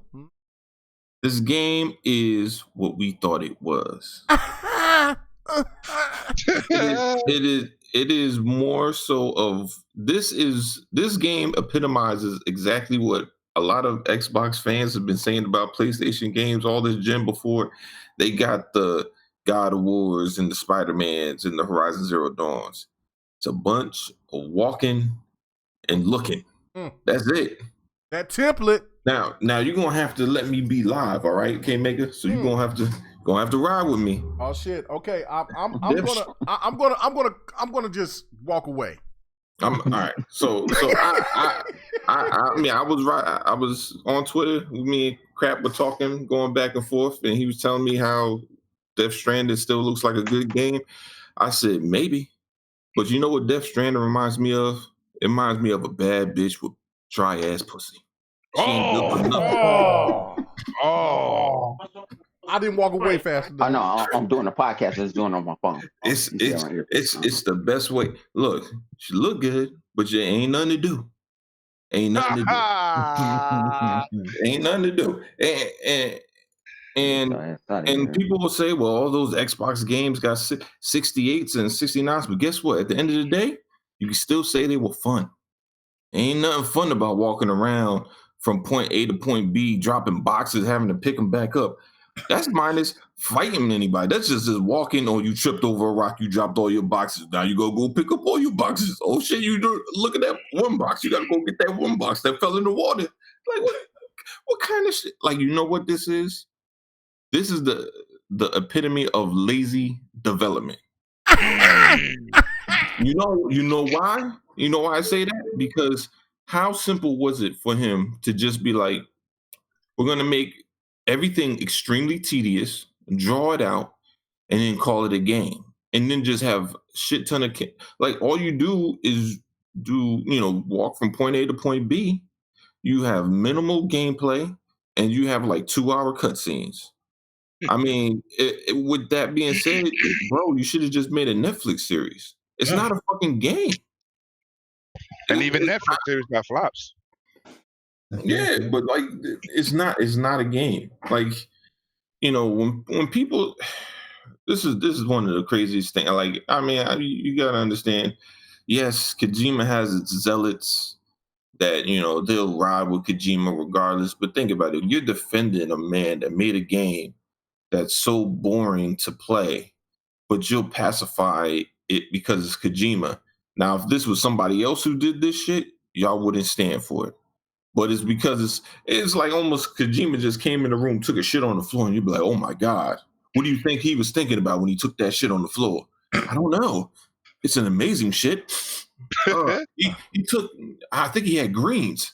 You know what? I mean, it's a work of art. Anybody have a picture? Yeah, we all got cameras. All right, let's take a picture of it.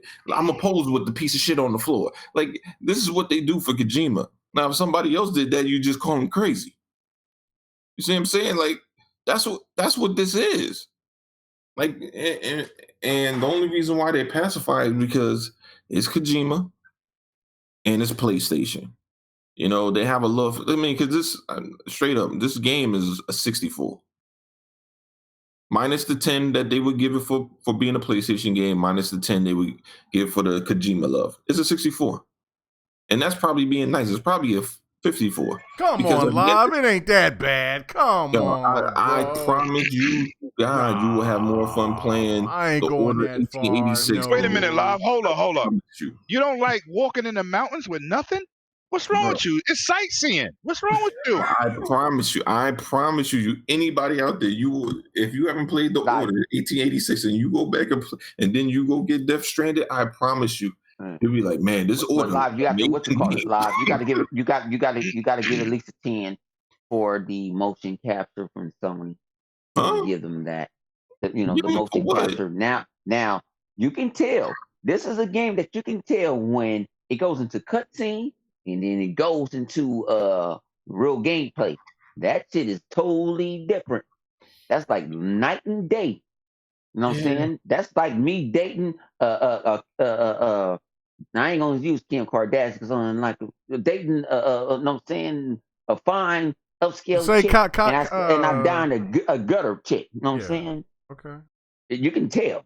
Let me hit up Rain. Rain said Rain said, will Death Stranding give me back hours and minutes back in my life though? Loot crates. Oh man.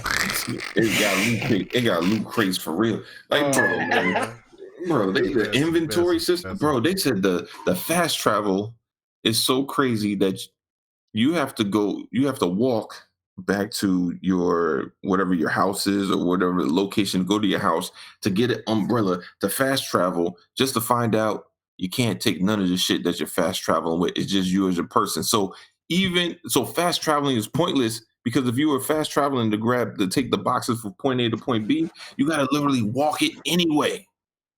And on top of it, they give you cars that can't drive over rocky terrain. That game is nothing but rocky terrain. What the fuck? I know. If y'all want to talk about loot crates, let's just be honest. They should take that game like they did in Indiana Jones with the Ark and put it in that same goddamn factory and just seal the box. Facts. Oh, come on.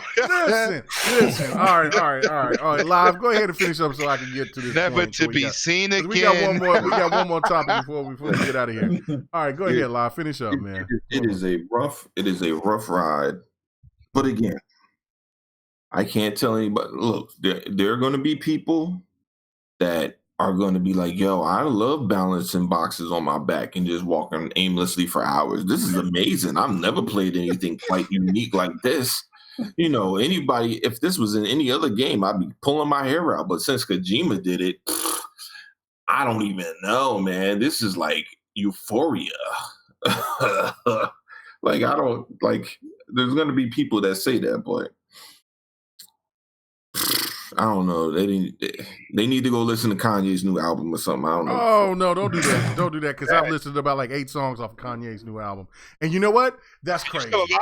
Still alive? No. And this is you know what? Damn, Live. You sit there and you did probably the best comparison, because this is exactly how in the rap in the entertainment business, how you would look at Kojima right now is how you look at Kanye West. Yeah. That's the perfect scenario. Like, I mean, Live just probably was. What was you gonna say, Fuzzy? That was like the one song, the whoop-dee scoopity poop, whatever. Yeah.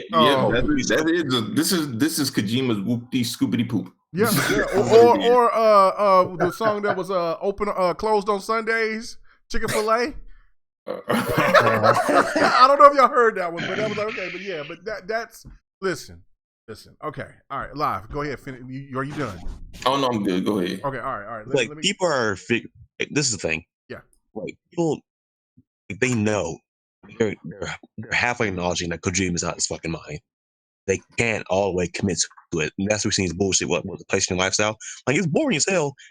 It plays it fun, but you gotta understand the message behind the game. You gotta understand the message behind the story. What the fuck? Like, I go to church for the message, not no games. Exactly. Ain't no game gonna teach me how to be a father. Stop it. Oh shoot. Oh shit. Oh. Back there. I don't want to hear your 18, y'all. Yo. No, you're right. See, and when I said those things, I got so much hate. And now I think that the hate, you know what? Look, I seen there was PlayStation fans that was listening hardcore and they bounced out. Like, they were like, they're done. When Live started talking, I was like, yeah, let Live be live, right? Let the Dolphins fly.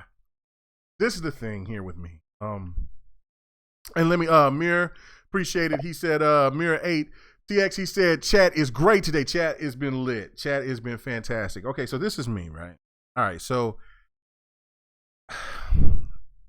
I don't, you know what I'm saying? I don't want to sound like keep saying, I told you so, blah, blah, blah, because that kind of like is off that, thinking that I'm always right type shit, and I'm not always. But as a gamer, and I've been gaming ever since into the late 70s. You know what I'm saying? As like a 3-4-year-old kid. You know what I'm saying? So I've had plenty of experience on games and how we used to play games. Lemon, you know this. 100, you know this. We used to have to look at the box, or hopefully that game was displayed somewhere at Walmart, TG&Y, whatever the game was at. You know what I'm saying? Or demoed in the store. Yeah. Right, because they would show it. Like if I looked at the box and it said like a game like Balloon Fight, I wouldn't have cared about that because that sounded stupid. But because Walmart had it displayed and I got a chance to play it on the Nintendo, on the first NES, I loved it. And I was in Ice Climber. I was like, Mom, I want this, I want this, I want this. So I have a pretty good idea of what I like and what I don't like and what I think that a game could be potentially fantastic to a game that I think that could be okay. And when I said things about Death Stranding, I said it was a tweener, and I meant that. Like it graphically, it is beautiful, but it's just like what 100 said. It's the cutscenes. The cutscenes are magical. Some of the best that you can see this generation. When you got to see in the gameplay, it looked janky. It didn't look right. I was like, man, I'm a little nervous about that. Like when dude running around doing punches and all this, I'm like, what's going on? And then the whole crazy thing of having crazy super packages on his back and he's walking around and he's looking. I'm like, look at this terrain. Look how dead this world looks. Like, I mean, we got fanboys talking about Outer Worlds grass. They back on that grass shit again. Oh, there's more grass on the PlayStation Pro than there is on that. But you bastards ain't even talking about how this game is. You laying in piss. Bro, I hope the guy that got a lawn, they won't be complaining about grass. You better not be in a fucking apartment. Taking a bath in piss. But I'm gonna say something too. What? Strippers are beautiful. You don't take them home and marry them. No. Yeah, you can take them home though. You can take them home, but you ain't gonna marry them. You ain't gonna bring home to your mama. No. Well, you shouldn't. Oh, okay. I ain't bringing this game home to my beautiful TV. I love so much. It's not happening. There's a lot of them that will. Trust me. Yeah, dirty motherfuckers. Look. That's the thing. Delilah HD said it perfectly. She says, "I simply want a game." She said, "I simply want games to be great. Gameplay is king." Thank you. You can have all the pretty graphics all you want. But if that gameplay doesn't look up to par, then and that is what held me back about the game and made me have and say, hey, man, I got to pump the brakes for a second. Listen. This gameplay doesn't look solid, Jack. Big shout out to Sir X-Man. He said, I grew up with Pitfall, had the best graphics. Indeed. You know what I'm saying? I mean, you have, I don't know. I'm trying to think of any other games. I'll come back to that later. I'm thinking of any other Atari games that look this good or better than Pitfall. But yeah, no, Pitfall was solid, and the music was great. But Pitfall 2 looked better than Pitfall 1. Well, of course, of course, there was a generational gap. Well, not a generational gap, but it was a gap between both games. I mean, anyway, okay. The gap between Kojima's brain. But Kojima, the Kojima that made Zone of the Enders and Kojima who's made Death Stranding are not the same Kojima. Now they are the same person, but I don't know if missing. Let's be honest. Leash is missing. Huh? Leash is missing. Let's be honest. That's what's missing. The leash. Yeah. That's the thing. Like, they've made this man bigger than life, and I'm not saying that he's not very talented, but it's just what I've also said too is that Kojima should be doing animated movies or directing for small independent films or something, because that's his true vision. Gaming is just kind of like a side hobby. And I feel platform to get him there. What? He's high key using this as a platform, I guess, to propel into that industry at this point. Like if you look at his games, what he's been trying to do with them, especially Death Stranding, he wants to use it as a springboard to get into movies. Hopefully, someone will sign on because this is getting ridiculous at this point. Well, I mean, look, I think there may be somebody that maybe needs to really listen. Okay, listen. There was somebody that said that was in the Twitter today, and it was like, look, everybody's bitching about they want more creativity for PlayStation. He was going after PlayStation fans, and this was a PlayStation guy, and he said everybody wanted PlayStation to be creative, but then now because it's not hitting Metacritic scores that it's supposed to be, now they want to try to talk bad about the game. And he says, look at what PlayStation provided: Concrete Genie, Days Gone, and Death Stranding. This is the difference. Death Stranding looks beautiful. Gameplay seems like it's ass juice. Trash. Days Gone. Game looks okay. Got a lot of bugs, a lot of issues. It's just filler. It doesn't have. The game is garbage. The game is not up to par. I got rid of that game. Live beat it, and then Live showed us gameplay, and the gameplay was so broken that I had to chop it up 5 different times. He gave me 20 minutes of gameplay, and I had to chop it up 5 times until I got tired, and I just let it roll, and it still had bugs in it. It was crazy. And they got me because I bought the goddamn statue. I wanted to kill myself. Yeah, and then also Concrete Genie. Concrete Genie looks solid, looks beautiful. But this is the thing. PlayStation fans have to be honest with themselves. It's like I said in the podcast chat. This is a gift and a curse to sell as many consoles as you have, because you know why your console sold so much? Because it's casual. The casuals made your console what it is. And you can't erase that. And the casuals will not gravitate to Death Stranding. You can come out and talk about them first numbers, and those going to be Kojima fans. And I said that it should hit around 2 or 3 million right off the bat. If it hits less than that, then that game did gravitate to nobody, and it's a flop. And I feel bad for everybody that's worked on that game and that budget, because Sony put a lot of money behind that. And there's a lot of hard people. And I'm not ever going to say a game is trash. I'm just going to say that game is it's not going to gravitate to the masses like that. And why do you think Sony is so easily to send that game to the PC? Because the PC crowd can get it. You know who would benefit from Death Stranding more than anything? If Sony would have people. If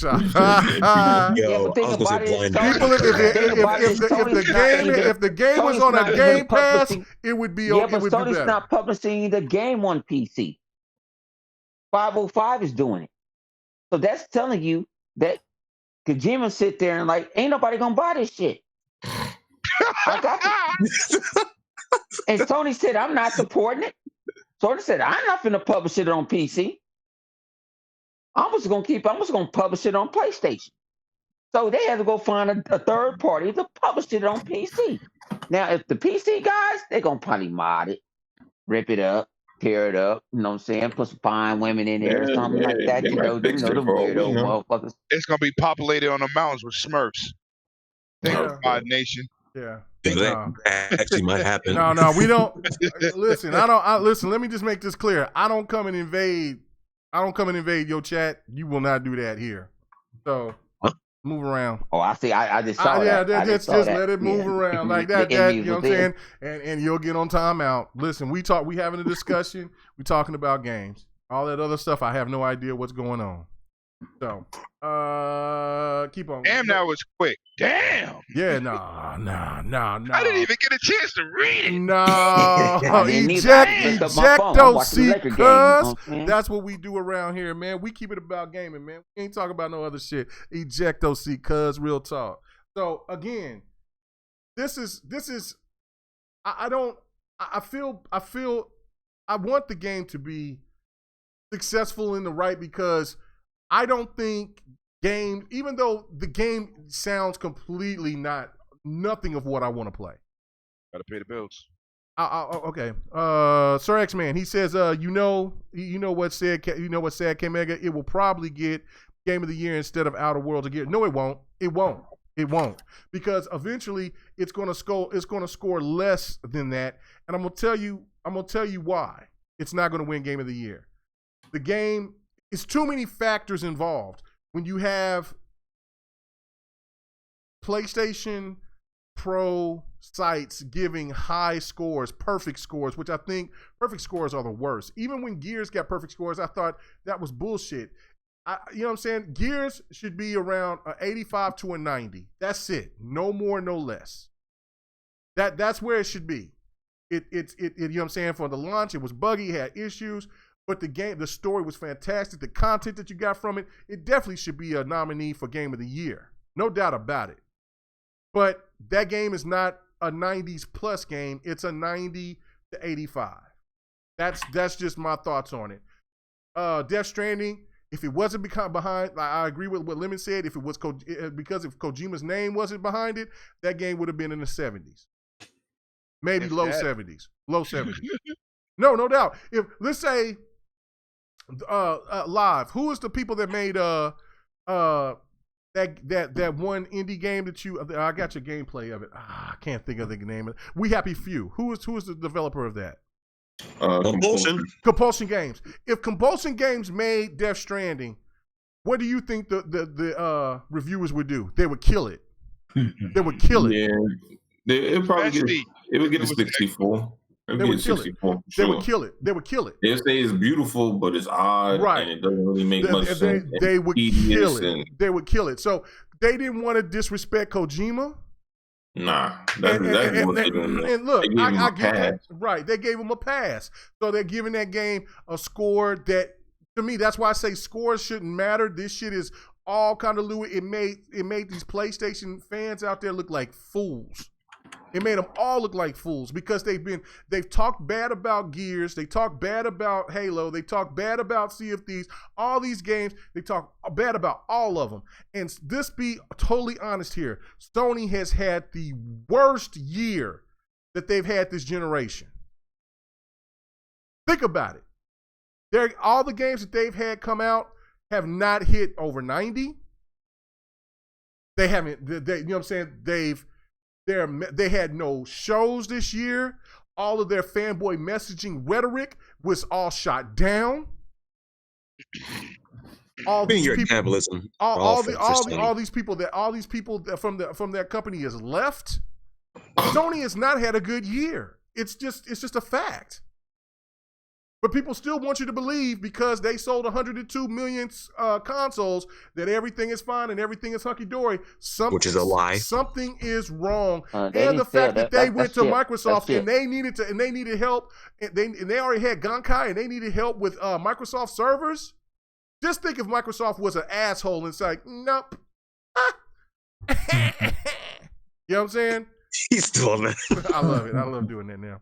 You know what I'm saying? That's the whole thing. Like, things is different. This has been a bad year for Sony. So Sony's got to show and prove next year. I don't care what these crazy ravaged fanboys say. If Xbox had the same type of year, which they've had, it's been, oh man, shit, they're going to sell the company. Shit's bad. Boy, fire Phil Spencer, fire Aaron Greenberg, get Shannon Loftus out. Oh, shit. Yeah, man, get them all out of there. Get them all out. So this is the thing that I just don't understand. What are we doing here? Look, if the game is just not up to par, it's just not up to par. That's why I say don't pay attention to these reviews. Now, if it's a game that's up your alley and you want to play it, enjoy it, love it, scream it out. But what I see more with these fanboys do, they talk more about scores than they show gameplay. I see them talk more about what sales numbers there are than they talk about the game itself and what the game consists of. And you all in the chat know this. And the people that will listen later know this. They really brought us on themselves. Like, look at the beginning of this gen. Alongside the media, Sony and the media, typing review scores. And let's be honest, I'm not even saying media bias. It's just like a journalistic integrity. There's a curve as far as reviewing specific Sony games as well. Not all of them, because some fall through cracks, whatever. Like other games as well, like there's a bit of a curve as far as reviewing them as well. That's what they latched onto from the beginning gen up until now. It was review scores because they've been consistently higher than Xbox as well. Now, fast forward to 2018, 2019, we are now. That started to flip on them. They're going back on what they said at the same time, putting a foot in their mouth. That's what they've been praising for 5-6+ years at this point. Because now they're in the deadlock at this point. One of the main things that's been championed is now been turned against them at this point. So they're kind of like a deer in headlights. What can they do at this point? Go back on what they said, nullify their entire narrative for this past generation, or stick to their guns, hunker down, just beat to the bullshit, which is their own at this point. Like, there is no winning situation from this point. You go back to what you said, admit what you said is bullshit. So either games below 90, garbage like you've been saying, we're gonna make an exception. Be even more bullshit at this point. So absolutely. This all self-inflicted L they cannot run away from because they brought it upon themselves. Right. They brought it on themselves. Like, listen, they should have known that eventually these games would have not been in the 90s, would have not been all game of the year. Listen, it's wide open for who's going to win game of the year, and Death Stranding is not going to win it. If it does, then I'll never watch another game, another show, another VGA again, because there's too many other games that are better than that particular game. Period. Okay, Mega, did you play it? No, but I know better. I know better. And I will play it. You know what I'm saying? I just know that when you look at a game like Sekiro and you look at Resident Evil, you look at Outer Worlds, Gears, DMC 5. Devil May Cry 5. The other game that I played. Really good. Metro. I can't think of it. What is the hell is that name? That game? It's the first time that it came to Xbox. It's been on PlayStation. The game with the Disney characters. Kingdom Hearts. You know what I'm saying? There's so many other great games that's came out. Plus, on top of that, great, fantastic indies as well.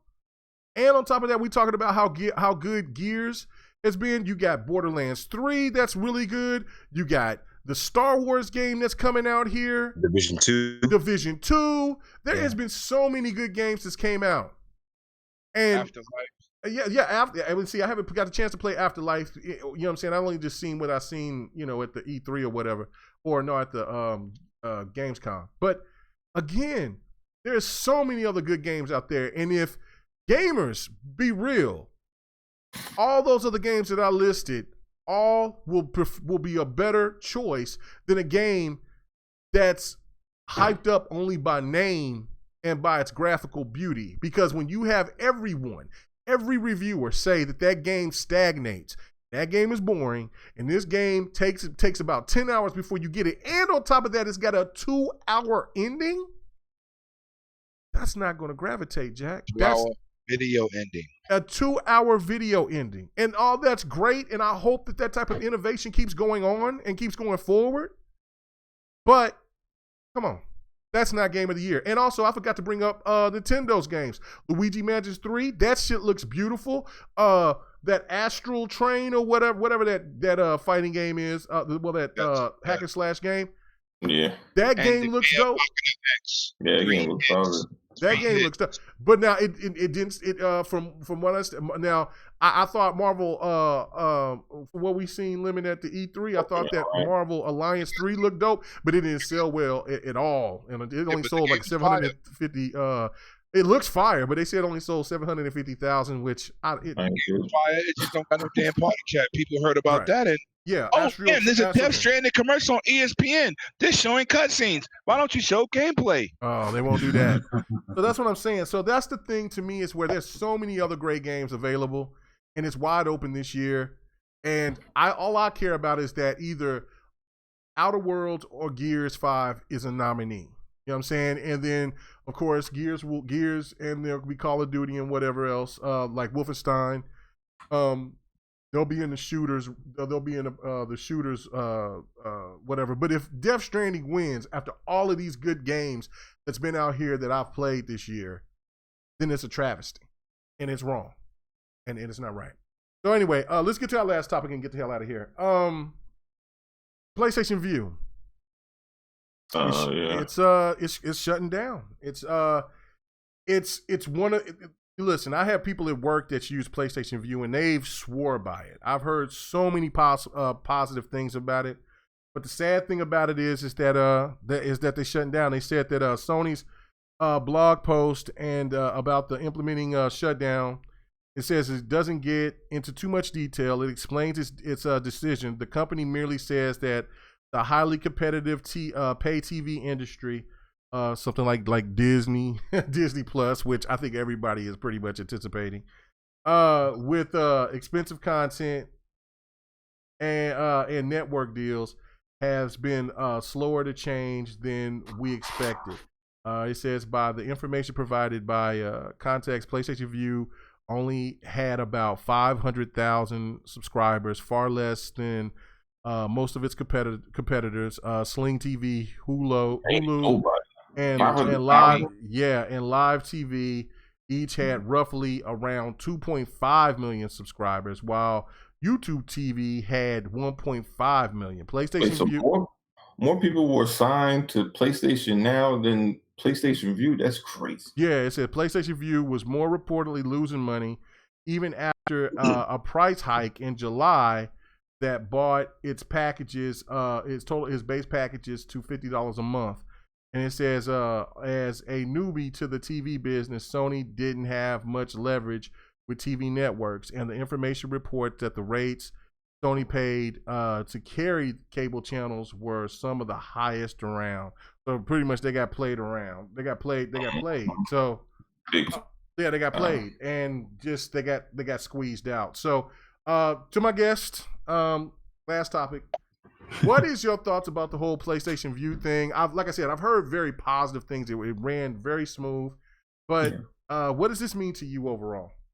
Well, I went with Sling a while back. Like I used to be one of those $200 a month with every cable channel, and then I woke up and I was like, this is ridiculous. I watch like 5 channels.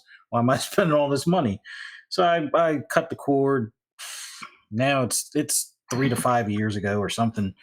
And one of the first ones that really caught my eye was Sling. Sling was like $20 a month. The PlayStation one was a very close second at like around the $50 mark because it had all the channels plus a few more that I couldn't get on Sling. But being a former PlayStation fan, I know their track record. It's not as bad as Sega, but when something doesn't do well after a while, they just up and stop. Like Drive Club servers, gone. A couple of their other game servers, gone. PlayStation, what was that? The PS TV, because I was one of those that had the PS TV, so I could, have a PlayStation hook up to the main TV. And then when the wife's want to watch whatever stream show, I can go upstairs and watch the other TV and use the PlayStation TV. And they stopped supporting that, shortly after it came out. So it's like I didn't go with the PS View because I kind of knew what was eventually going to happen. Especially within the first year, I think they lost. It was either AMC or Stars or something they lost like right off the bat. And I'm like, okay, well, if they're losing things already and Sling is gaining what they're losing, then this isn't going to be around much longer. Or they're going to have some sort of price hike to try to bring it back. And, it's sad that they didn't succeed like what they were trying to do. I have coworkers that have lived in Canada that I hate cable companies with a passion. Right. In Canada, they have a la carte, the stuff that they talked about us getting here in the States for years and not getting politics. They kind of poo-pooed that years ago because, hey, those cable companies are in their pocket. So right. I'd rather pay $20 and have 5 channels of exactly what I want as opposed to, I have to bundle ESPN golf to go along with ESPN 1 and 2. No, I don't want the golf channel. I just give me what I want to pay for and we'll be good. But for whatever reason, we can't seem to have subscription services of exactly what you want at reasonable prices. And PlayStation just, I guess, like you said, they didn't have the leverage to negotiate better pricing. It was kind of like, in some cases, how I guess in this market, how Microsoft is in the Japanese market with other stuff. So, it sucks, but let's all save our money for, Disney Plus and Netflix and Hulu and whatever else to go along with that.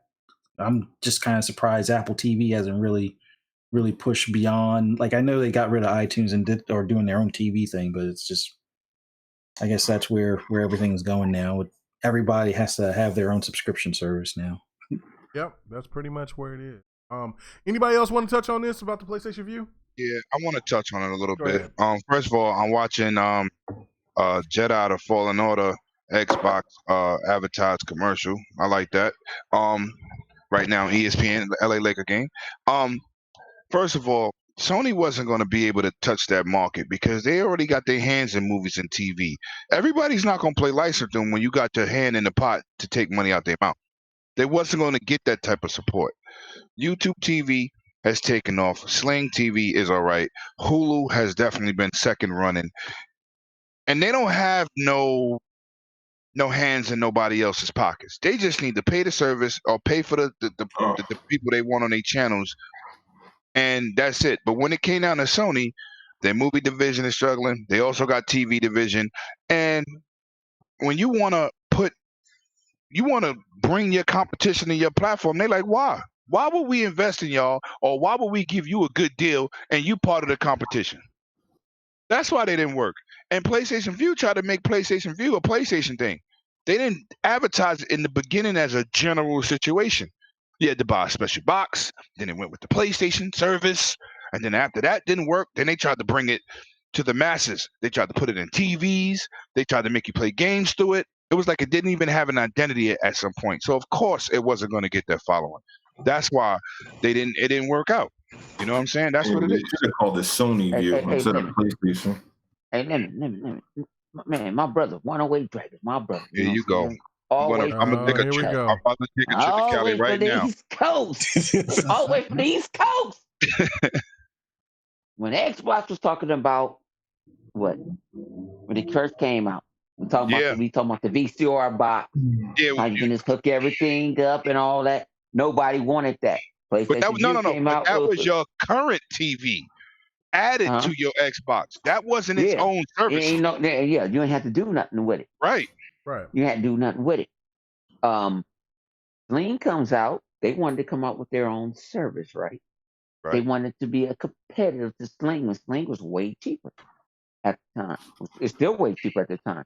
And Sling had a lot of a la carte. You can add HBO.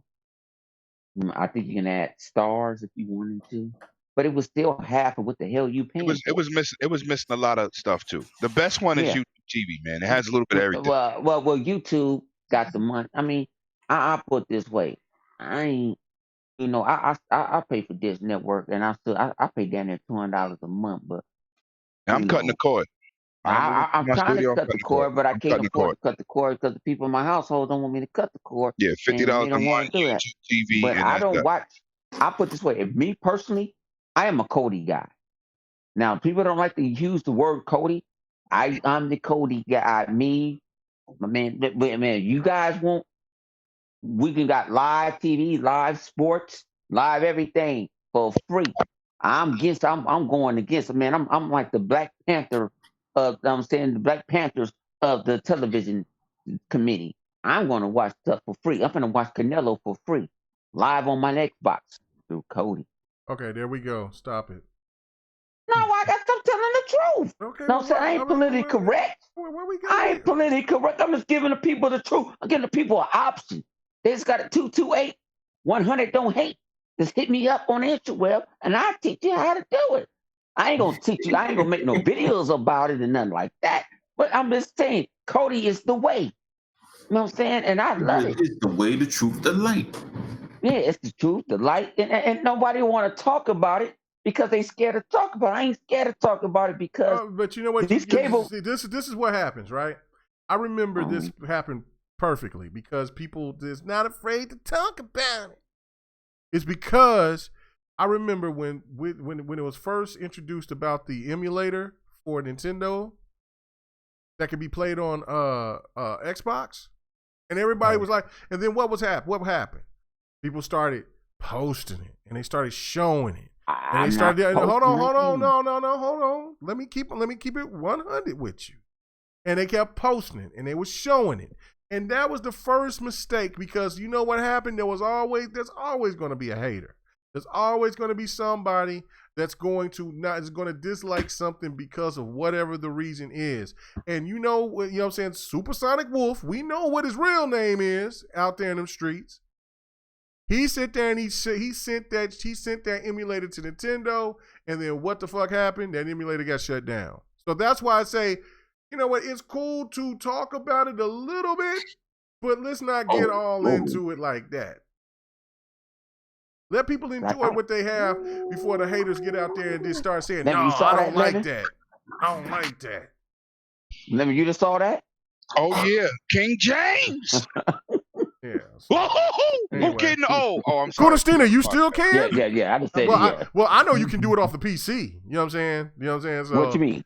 Well, you can still play all your games off the PC, like you can still do emulators and stuff. I'll put it this way: I don't know if you grab that, if you grab that app and it was already on Xbox, it was already on there, you can still use it. I know still people that still use that. Okay, all right. Philosopher Doom said, "Cut his mic." That's what I'm saying. That look. You Flip Money can go do that on your channel. He gonna call me Flip Money. He gonna call me a snitch. No. You and Flip Money snitch. you and Flip Money can do that shit over there on y'all's channel. You ain't doing that here, man.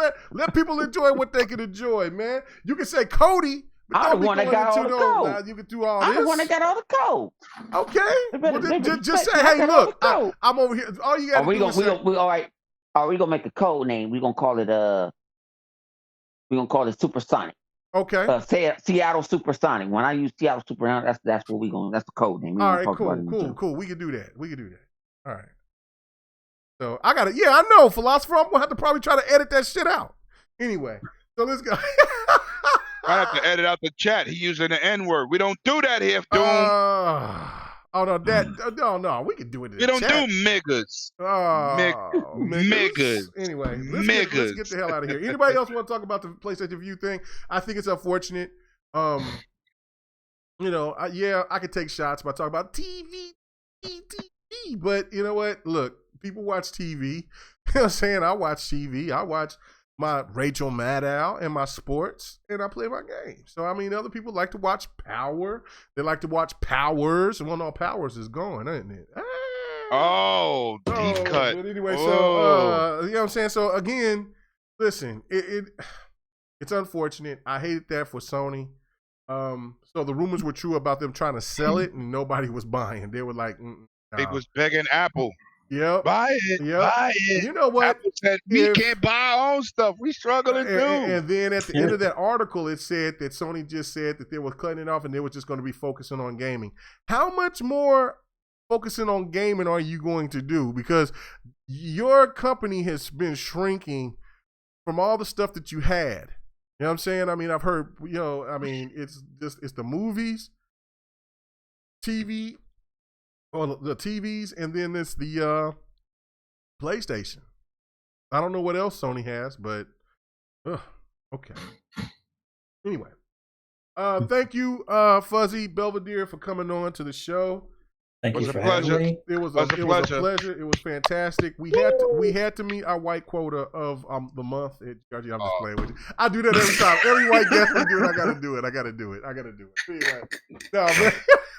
But man, I do it every time. So don't anyway. But no, thank you for. I have to podcast light skin. Jesus Christ. Yes. And all the podcasts. More than half.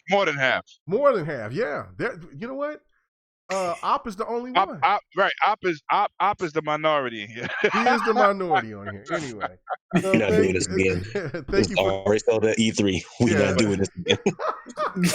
I was like, we finally seen the complexion of Op. We finally know what he is, but it didn't match. It's crazy though. Like, you don't have gender reveals. This is an ethnicity reveal. I know. I was like, who's Op? What did Op look like? It was funny. People were saying white. People were saying Asian. It was wild. It was great. Anyway, so thank you for Fuzzy for coming on, man. Where can they find you at again? And man, what you got planned in the future? What you got going on? No. tomorrow I'm going to be on the Shop Podcast with Blam, Stagger, and Centurion. What's the time? What's time for that? It's for Eastern time. It's going to be. Oh man, now I'm having a brain fart because I know we got the time change after tomorrow. 8 p.m. Eastern Standard Time. I think Arizona time it's like 6. Pacific time I think it might be 5. But that's going to change with the time zone change because Arizona has its own time zone type of thing. No, Amazon don't. They don't change time, so they keep the same. So I guess tomorrow will be on 8 p.m. Eastern time, and then the following week I think it's going to be like 7 p.m. Eastern time. Every Saturday, and then you can find me on Twitter at @fuzzy_Belvedere. On Xbox Live at Fuzzy Space Belvedere, and very rarely on PSN at Fuzzy_Belvedere. Like I said, usually playing Forza, Division 2, and I'm going to try my best to finish off Outer Worlds here pretty soon. Nice. Thanks for having me, guys. This was fun. Oh, yeah. No, man. Anytime that you want to come back on the show, let me know. Big shout out to Blam. What's going on with you and the rest of the crew out there, man. Appreciate it. I'm going to try to get everybody on the crew to come on and be a guest on the show eventually, hopefully, if they're available. And help promote y'all's podcast because y'all have a really great podcast. Thank you. It's all good. It's all good. It's all you good. Guys do too. I like how you dig into what a lot of people are kind of like afraid to say type of thing, whether it's, against the companies or against, just the fanboys in general. I really respect your guys' show, man. It's awesome. I appreciate it. We just keep it real. And the fact of it is that I know that it seems more like because it is an Xbox-centric podcast because I think everybody on the panel is more of an Xbox fan, but everybody on this panel owns a PlayStation, a Switch, a PC, maybe not all of those things, but we own more things, and so we know and we have love for the gaming universe, and we like to call out the bullshit. I know that a lot of people like to call me a fanboy because I'm a strong Xbox fan, but I am a fan of gaming. I wouldn't have bought 100 plus PlayStation games if I wasn't a fan of PlayStation. And I was just like you. I was diehard PlayStation. So I know some of those thought processes of a PlayStation fan. And that's why I laugh because I'm like, listen, I'm free. I'm free. I'm free. I know better. So it is what it is. But but PlayStation fans are more than welcome to come onto the show and to participate because we got love for you, man. We just don't want that bullshit. Like, no crazy stuff. We're all gamers. We have love for everyone. So, all that craziness is so unnecessary. And again, Livewire, man, where can you be found? And what's up with you? Hey, I forgot. Fuzzy, do you have hold on. I forgot. We have a thing that we do at the end of the show called Fail of the Week. I don't know because I didn't hit you on it. I kind of like to spring it on people. So if you have anything, and it could be anything, politics, life, work, whatever. What was your biggest fail of the week? Oh wow. My biggest fail of the week is dealing with Forza support on trying to, I guess, upload like paint schemes. I recreated the what do you call them? The Bullet Mustang from or the Steve McQueen's Mustang from Bullet. Oh yeah. And for whatever reason, I got flagged for inappropriate content. Now I'm spelling bullet like they do in the movie, as opposed to one in a gun. So I'm still waiting on them to kind of figure that out. But I was trying not to blast stuff on Twitter, but I got a little impatient. I'm like, hey, a week has gone by. You haven't answered my support ticket. What's going on? Why can't I do it, or why can't I upload it versus you guys uploading it? But that's my fail on my part. I can rename it. I just, for whatever reason, their content filter blocks certain words. So Steve McQueen or McQueen and Bullet are apparently banned words in Forza Horizon 4. So I kind of can see. Yeah, I'm gonna look for it, man, so I can download that skin, man. If not, you can sit there and send that name to me on in the DM so I can go ahead and download that skin for you. All right, we'll do. And Lemon, thanks. You see that somebody else that's way more in depth in Forza than I am. You hear that shit? Oh yeah, yeah. That man Fuzzy is, and then Hyena. I'm gonna try to get Hyena on too. Hyena. I got one of my boys like that, but he's not important right now. Yeah, Hyena's a fool over Forza, man. So like, yeah, he's the one that made the GRG skin for us, man. Nice. That was really dope. But anyway, thank you, Fuzzy. So Livewire, back to you, man. What's your fail of the week? Where can they find you at? All of that good stuff. Oh man, my fail of the week is all these delusional dudes that thought Death Stranding was gonna be game of the year and all that stuff. I just thought I mean, look, man. This is the first game that I've seen that looked bad from the jump, and people still was like, "Well, still gonna win game of the year."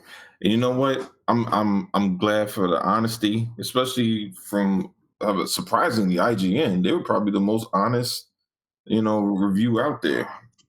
I know, and that's why the guy said how he felt about the review, and then he scored it based on how he said he felt about the review. He didn't run around and say, "I like the gameplay, and I like all this, and I like all that," and then give it a 60 or something. No, he gave it based on how he felt about it, which I can't be mad at if that's how he feels. And then he showed everything, and it's like, if you're just walking around for like the first 10 hours with no weapon, listen. I mean, that if you're not going to get a pass with that, so it's going to be a huge fail. And even though it's still in the 80s, I'm telling you, this game is not an 80. It's bullshit. But whatever. But yeah, they can check me out on my channel, Livewire Gaming. I got some videos. I'm supposed to put up, but I forgot. But I'll get to it. Nice. Sleepy Goblin, man. Live. I think Sleepy Goblin is your biggest fan, man. He loves the Dolphins and Fire, man. Oh, word. Yeah. The Dolphins Fire, man. Send them Dolphins and Fire. All right, man. 100. Where can they find you at, man? What's your fail of the week, bro? Fail of the week was I quit drinking for 3 days without no kombucha and shit.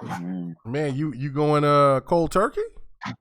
Nah, I'm back drinking. Fuck that. Oh shit! Okay. Do that. I did 3 days in a row. No, I ain't had no kombucha, no nothing. Why man, you ain't drinking 3 days? What's going on, man? I was trying to save some money. Save some money? I was trying to live my best life, but I was trying to save some money. I was trying to see if I can go cold turkey. Sounds like to me you went to that liquor store. You went to that liquor store trying to get that Douce, and they said, "No way." No, I got the Douce. Okay. No, I mean I could did it, but I just didn't want to do it. I just the world's coming to an end, and I was like, man, I got to get some of this. I tried to do it. Somebody made a bet with me at the job, like, you can't go 3 days. I'm like, yes, I can. And like, no kombucha, no none of that shit. I said, all right. And I did it. I'm proud of myself, but it was a fail because, man, I was grumpy in a motherfucker. Okay. I'm going to get watching. All right, 100. I'm going to give you but we didn't go that long. But you can follow me. You can follow me anywhere on Instagram because I'm found. Everybody know who the hell I am. I'm the person that falls asleep. You know what I'm saying? On the camera, I'm the person that falls asleep. I'm the only person now. Now, I want somebody to take this from me because I'm copywriting this. I'm the only person that get drunk in real life, get drunk on the boat, and drunk in VR. Oh, shit. Okay. Nobody can do that. So that's how I am. I'm up in the ante. If you do that, hey, that's you. And my Lakers need Jesus right now. Somebody got to hit a 3. Yeah, man. With it's a goddamn open free throw. Who they losing to?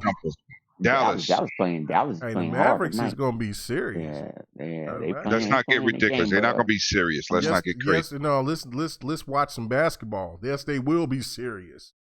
Trust me, they're going to be serious. They just blew a 15-point lead. They're up by 3. It doesn't matter. I mean, those things happen. They're young. They still got to jail, but they're going to be serious. So yeah, they're gonna be serious. But yeah, no, I was 100 bounced out before I made a challenge on him because I was gonna challenge him to take a 3 week sabbatical before we meet up at E3. Yeah, right. Like I did. I took off of no drinking. Anyway. All right. So Op, where can they find you at, man? You can always find me at Smash Podcast every Saturday at 8 or 9 o'clock. We change it every other Saturday. Our schedules aren't terrible on the weekend. And of course, when Death Stranding comes out, y'all remember Fall Bloody on Mixer. You see him play him day one. This is gonna be a travesty, man. The game is, oh my goodness, it's gonna be crazy. Cool. And what's your fail of the week, bro? Oh, fail of the week. Trying to dip out of, I guess, capping for Death Stranding because it's a multiplayer now. You can't. They say the rules are they only cap for exclusive, not multiplayer. Either way, you get this L. There's no way around it. Oh! Lakers hit it 3. Overtime. Yeah, LeBron. Good pass. He's from the Bronx and over here jocking L.A. I'm from Brooklyn. He's from he said it's different. It's different. Yes, First of all, I got family in LA, so I can do that. You can't do that. But after E3, I stay a week. Where's your big ass head laying at right now? Is it in LA or is it in New York? Yeah, you know what? You're a hater. Anyway, You're a pony. It ain't my fault Death Stranding getting these weird ratings. Hey, man. Death Stranding needs to be Game of the Year. Anyway, all right. Cool. All right, Op. No doubt. Go check out the Smash Podcast. Things all good and love and copacetic over there. And Bloody will get this work. I'm going to light his ass up in the chat later. I can't wait. All right, Lemon Lemetius. Yes. Where can they find you at? What's your fail of the week, man? My fail of the week, man. I went into GameStop. I had the footage prepared. I filmed me playing xCloud console streaming in the store, flawless, Killer Instinct, NBA 2K, and the goddamn light from GameStop on the ceiling was reflecting off the screen on my phone. And I didn't put it to catch the environment. The autofocus. I gotta redo it again. But you know what? I still brought that content to you. Go check out 108 Dragons TV on YouTube, Twitter, Mixer, everywhere. I'm where you at. Everywhere. I'm waiting. I will be bringing you more content. $7. I'll send you the link, K-Mega. I will be bringing you more content. And I also got something planned real special for the PlayStation Classic. And I know y'all guys like the PlayStation Classic. It was trash. Watch what I show you. I'm going to put some links in there. Y'all can be all going to get a classic, baby. Oh, I got the classic in the box. My son got it for me. Yeah. Watch the video. It's in the box. The video. Okay. We're going to blow that thing up. I'm going to show y'all how to make the graphics look good, and I'm going to show you how to way to get multiple games. Just plug and play. Yeah, you know, those yeah. Emulator. Anyway, all right. Facts. Cool. So, good. I was wondering if you could do that. So now I can open it because I was just going to leave it as a collector, so I wasn't even going to open it for the games they had available. So trust me. Cool. I can do that. Stay tuned for that content, people. I got y'all covered. I'm gonna get that Nintendo one too. Anyway, all right. Cool. As for me, thank you guys. As usual. Man, I appreciate the support, the love. I apologize for the crazy stuff that happened in the chat earlier. We haven't had any crazy stuff like that happen in almost over a year. So to see stuff like that is just embarrassing. And I hope people can understand that when people come in and they do stuff like that, understand it's not us. So, again, thank you. Support the channel, support the crew, everybody that was on the panel tonight. Subscribe to their channels. Go support them on Twitter, on Facebook, wherever they at. Wherever you can find them, go do that. Also, man, check me out on Twitter at KMega4. Appreciate it. My fill of the week is all of these silly ass fanboys that wanted to cancel their pre-orders of Death Stranding because it was going to PC. That's the worst shit ever. That's when you know the people that do things like that aren't gamers. And I don't care if it's Xbox, PlayStation, Nintendo, whatever. That's garbage. as a gamer, if you're hyped about a game, then it should be about the game, not about where the company might want to try to get more assets so they can have a better chance of giving a sequel. That's, to me, is dog shit. It's terrible. So that's the biggest fail of the week. And hopefully that a lot of people seen a lot of exposure from these so-called gamers out here and seeing that the real fact is that Metacritic scores are overrated, except for when it's important for companies, but it's not for the gamers. It should be more about what your preference is and what you like. You like that particular game, you like it. Fuck anybody else and what they think. It's about your thoughts and what you think. That's what's the most important thing. Other than that, as I always say, if you don't have to go to work tomorrow, and because if you have to go to work tomorrow, then that means you got to go to sleep. And if you ain't going to sleep, then you need to be gaming. And if you ain't gaming, then you know what your ass need to be doing. And that's that what? The Pants Off Dance Song. Damn right. That's what's happening. Okay, and if you don't know what that is, don't come back. Exactly, because that means you've been slipping. You've been slipping in life. Anyway, everybody have a good night. Peace. Peace out, people. Peace.